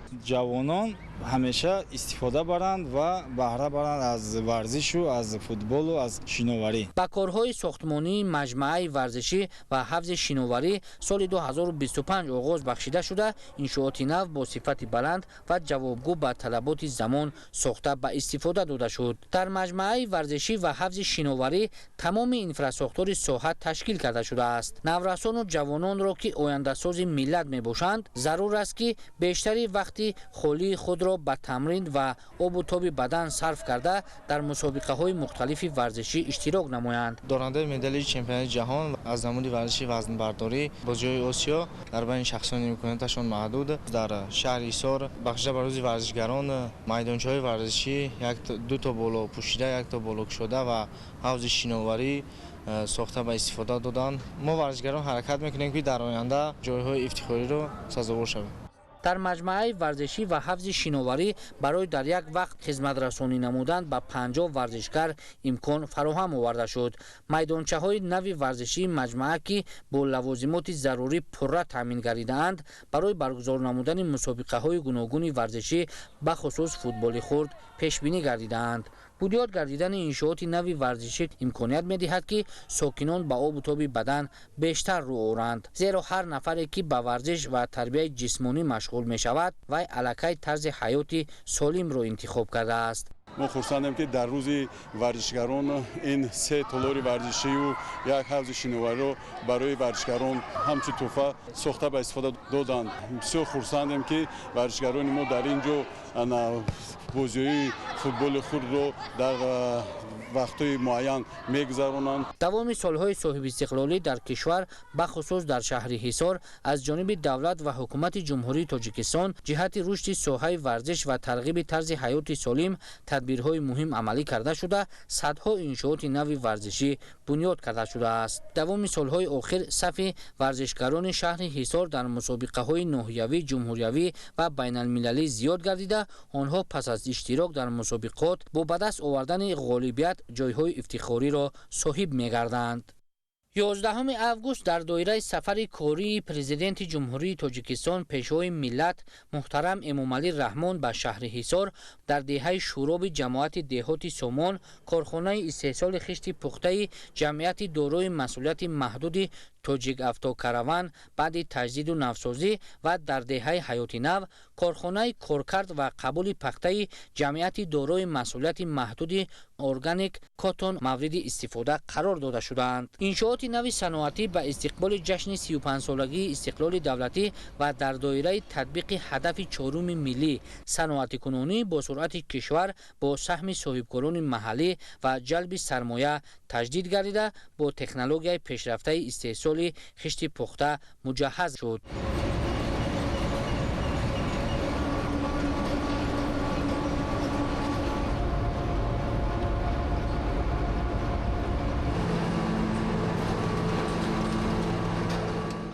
تکنولوژی معاصری که برای استحصال خشت پخته نصب گردیده است از جمهوری مردمی چین وارد کرده شده است. این کارخانه قبلا نیز با اقتدار 5 میلیون دانه خشت پخته فعالیت داشت. با کهنه و فرسوده گردیدن تکنولوژی کارخانه اقتدار استحصالی آن کاهش یافته بود و صاحبکاران تصمیم گرفتند که آن را با تکنولوژی معاصر مجهز گردانیده حجم استحصال را افزایش بخشیده طلبات بازار داخلی را تامین سازند.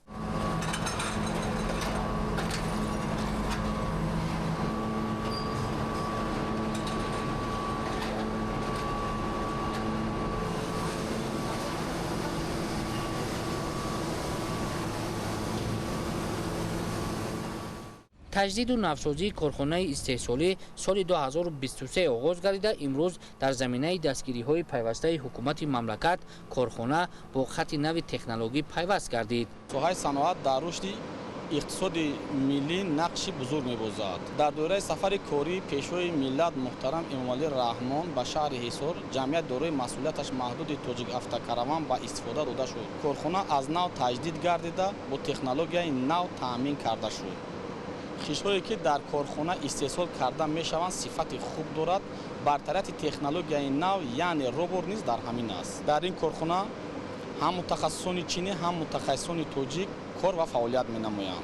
اقتدار استحصالی کارخانه در یک سال 15 میلیون دانه خشت پخته می باشد. خشت پخته در کارخانه استحصال شده در بازار داخلی رقابت پذیر بوده امکانیت می دهد که شهروندان با این نوع مصالح بیناکاری که در داخل کشور تولید می یابد تامین کرده شوند. بعد تجدید و نوسازی کارخانه 26 نفر با جای کار تامین گردید. امروزها متخصصان تاجیک و چینی در یک جایگی فعالیت نموده در سمت افزایش دادن حجم استحصالات سهم می‌گذارند. مسئولان در برابر زیاد نمودن حجم استحصال محصولات صنعتی و مسئله صفت خشت پخته افضلیت بیشتر می‌دهند.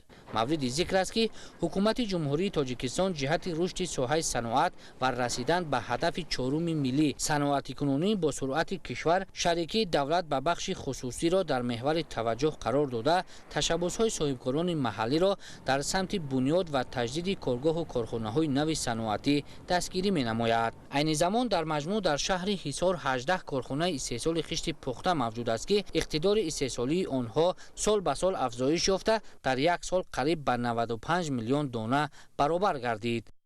اینچنین در دهه حیات نو کارخانه کارکرد و قبول پخته جمعیت دارای مسئولیت محدود ارگانیک کاتون به کار انداخته شد. کارخانه کارکرد و قبول پخته جمعیت دارای مسئولیت محدود ارگانیک کاتون در حاشیه اعلان سالهای رشد صنعت 2022-2026 با سهم صاحبکاران محلی ساخته شده است. اقتدار استحصالی کارخانه در یک سال 5400 تن اشیاء خام می باشد. کارخانه کارکرد و قبول پخته جمعیت دارای مسئولیت محدود ارگانیک کاتون با تکنولوژی جدید استحصال ترکیه مجهز گردیده است. بعد به فعالیت آغاز کردن پره برای قبول و کارکرد اشیاء خام یعنی پخته آماده است. با تشریف جناب عالی محترم امامعلی رحمان به شهر حصار در دهه حیات نو کارخانه نوی کارکرد و قبول پخته و استفاده داده شد. کارخانه در مساحت 0865 هکتار زمین بنیاد گردیده است. در 1778 متر مربع کارهای ساختمانی به انجام رسیده است. در ساختمان مذکور 22 نفر ساختمانچیان فعالیت کردند. عین زمان در کارخانه 15 نفر با کار دائمی جلب گردیدند کارگران. کارخانه با تکنولوژی نو که از ترکیه وارد شده است تجهیز داده شده است و امروز پرده برای قبول اشیاء خام آماده باشد. نصب تکنولوژی معاصر امکانیت می‌دهد که پخته با صفت بلند و با بازار جهانی رقابت پذیر کارکرد کرده شود. با فعالیت شروع کردن باز یک کارخانه نو صنعتی 15 نفر ساکن محلی با جای کار تامین گردید. توجه حکومت جمهوری تاجیکستان به آن روانه کرده شده است که توسط به کار انداختن کارگاه و کارخانه‌های نو استحصالی به خصوص کارخانه‌های کارکرد پخته اشیاء خام وطنی در داخل کشور پررنگ کارکرد کرده شود. این روند بر رشد اقتصاد ملی، تأسیس جایهای نو کار، افزایش دادن حجم استحصال محصولات صنعتی و کاهش دادن محصولات از خارج خارج воридшаванда ба ҳисоб меравад. соҳибкорон ният доранд ки дар оянда дар доираи дастгириҳои ҳукумати мамлакат ва имтиёзу имкониятҳои фарох ки барои рушди фаъолияти онҳо ҷорӣ гардидааст коргоҳи истеҳсоли равғанро низ таъсис диҳанд. баъди ба кор шурӯъ кардани корхонаи нави коркард ва қабули пахта кишоварзони шаҳри ҳисор ашёи хомро дар дохили шаҳр бе сарфи вақт ва маблағи зиёд коркард менамоянд. дар назди корхона барои кормандон бинои нави маъмурӣ иборат аз ду ошёна бунёд гардидааст. бинои нав дорои шароити муосир буда дар дохили он имконияти мусоиди корӣ муҳайё гардидааст. корхона аз роҳи асосӣ дар масофаи қариб 700 метр дур ҷойгир аст ки бо ташаббуси созандаи соҳибкорон ин масофаи роҳ пурра асфалтпӯш карда шуд. дар доираи сафари кории пешвои муаззами миллат муҳтарам Эмомалӣ Раҳмон ба шаҳри Ҳисор намоишгоҳи молу маҳсулоти истеҳсолии шаҳри Ҳисор баргузор гардид. дар ин намоишгоҳ дастовардҳои соҳаҳои гуногуни хоҷагии халқ, маҳсулоти кишоварзӣ ва имкониятҳои истеҳсоли сокинони шаҳр муаррифӣ карда шуданд. дар гӯшаҳои алоҳидаи намоишгоҳ намудҳои гуногуни зироатҳои кишоварзӣ, меваю сабзавот ва дигар маҳсулоти истеҳсоли маҳаллӣ ба маъраз гузошта шуд. кишоварзони шаҳри Ҳисор фаъолияти кории худро дар доираи дастури супоришҳо ва ҳидоятҳои пешвои миллат президенти ҷумҳурии Тоҷикистон муҳтарам Эмомалӣ Раҳмон ҷиҳати самаранок истифода бурдани иқтидори соҳа ва истифода бурдани самараноки заминои кишоварзӣ бароҳ монда дар 7 моҳи соли 2026 ба як қатор дастовардҳои назаррас ноил гарданд. аз ҷумла дар ин давра ҳаҷми маҳсулоти кишоварзӣ дар ҳама шаклҳои хоҷагидори шаҳри Ҳисор 801 миллион сомонӣ баробар гардида сурати афзоиш 108.1% таъмин гардида сурати рушди соҳа бошад. нисбат ба ҳамин давраи соли гузашта 2 банди фоизӣ афзоиш ёфт. дар баробар ин истеҳсоли маҳсулоти кишоварзӣ аз андозаи 1 то 35.7% афзоиш ёфт ки ин хеле дастоварди бузург мебошад. дар баробар ин дар доираи татбиқи ҳидоятҳои пешвои муаззами миллат кишоварзони шаҳри Ҳисор аллакай тасмим гирифтанд умуман ҳамасола барои самаранок истифода бурдани заминҳои корами обӣ киштитакрорӣ мегузаронанд ва имрӯз таҷрибаи кишоварзони шаҳри Ҳисор дар маданияти истифодабари замин ба хусуси заминҳои обӣ кишт намудани 2-3 зироат ва гирифтани 2-3 ҳосил ба ҳукми анъана даромадааст ва қариб ҳамасола дар шаҳри Ҳисор дар майдони беш аз 7,000 гектар дар ҳама шаклҳои хоҷагидорӣ ва дар бахши хоҷагиҳои ҷамъаҳои ва деҳқонӣ бошад наздик ба 2000 гектар киштитакрори зироатҳои кишоварзӣ гузаронида мешавад. ва аз ҳисоби киштитакрори зироатҳои кишоварзӣ дар баробари ҳосил аз кишти асосӣ қариб 30,000 тонна маҳсулоти иловагӣ ба даст оварда мешавад. ин ҳам як даромади иловагӣ дар хоҷагиҳои кишоварзӣ, баланд бардоштани самаранокии иқтисоди хоҷагии кишоварзӣ, беҳтар гардидани сатҳи таъминоти аҳолӣ бо маҳсулоти истеҳсолнамудаи худӣ ва таъмини бозори истеъмолӣ бо маҳсулоти ғизоӣ ва саҳм гузоштан дар таъмини амнияти озуқавории мамлакат мебошад. дар намоишгоҳ саҳми бонвони маҳаллӣ низ ба таври шоиста муаррифӣ гардид. бонвони ҳунарманди шаҳр бо омода намудани нонҳои гуногуни миллӣ, таомҳои суннатӣ ва маҳсулоти консервашуда маҳорати худро нишон доданд. ҳамчунин дар доираи сафари корӣ намояндагон аз раванди кишти такрори заминҳои кишоварзии шаҳри Ҳисор боздид намуданд. зимни боздид ба истифодаи самараноки замин, рушди кишти такрорӣ ва зиёд намудани ҳаҷми истеҳсоли маҳсулоти кишоварзӣ таваҷҷӯҳ зоҳир карда шуд. кишти такрорӣ имкон медиҳад ки заминҳои корам самаранок истифода шуда дар як мавсим истеҳсоли маҳсулоти бештар таъмин гардад. طبق نقشه چرابینی‌های جشنی بخشیده به 35 سالگی استقلال دولتی در شهر حصار بنیاد و از نوسازی انشاءات پیش‌بینی شده پورا تامین گردیده اکثر آنها مورد بهره برداری قرار داده شدند.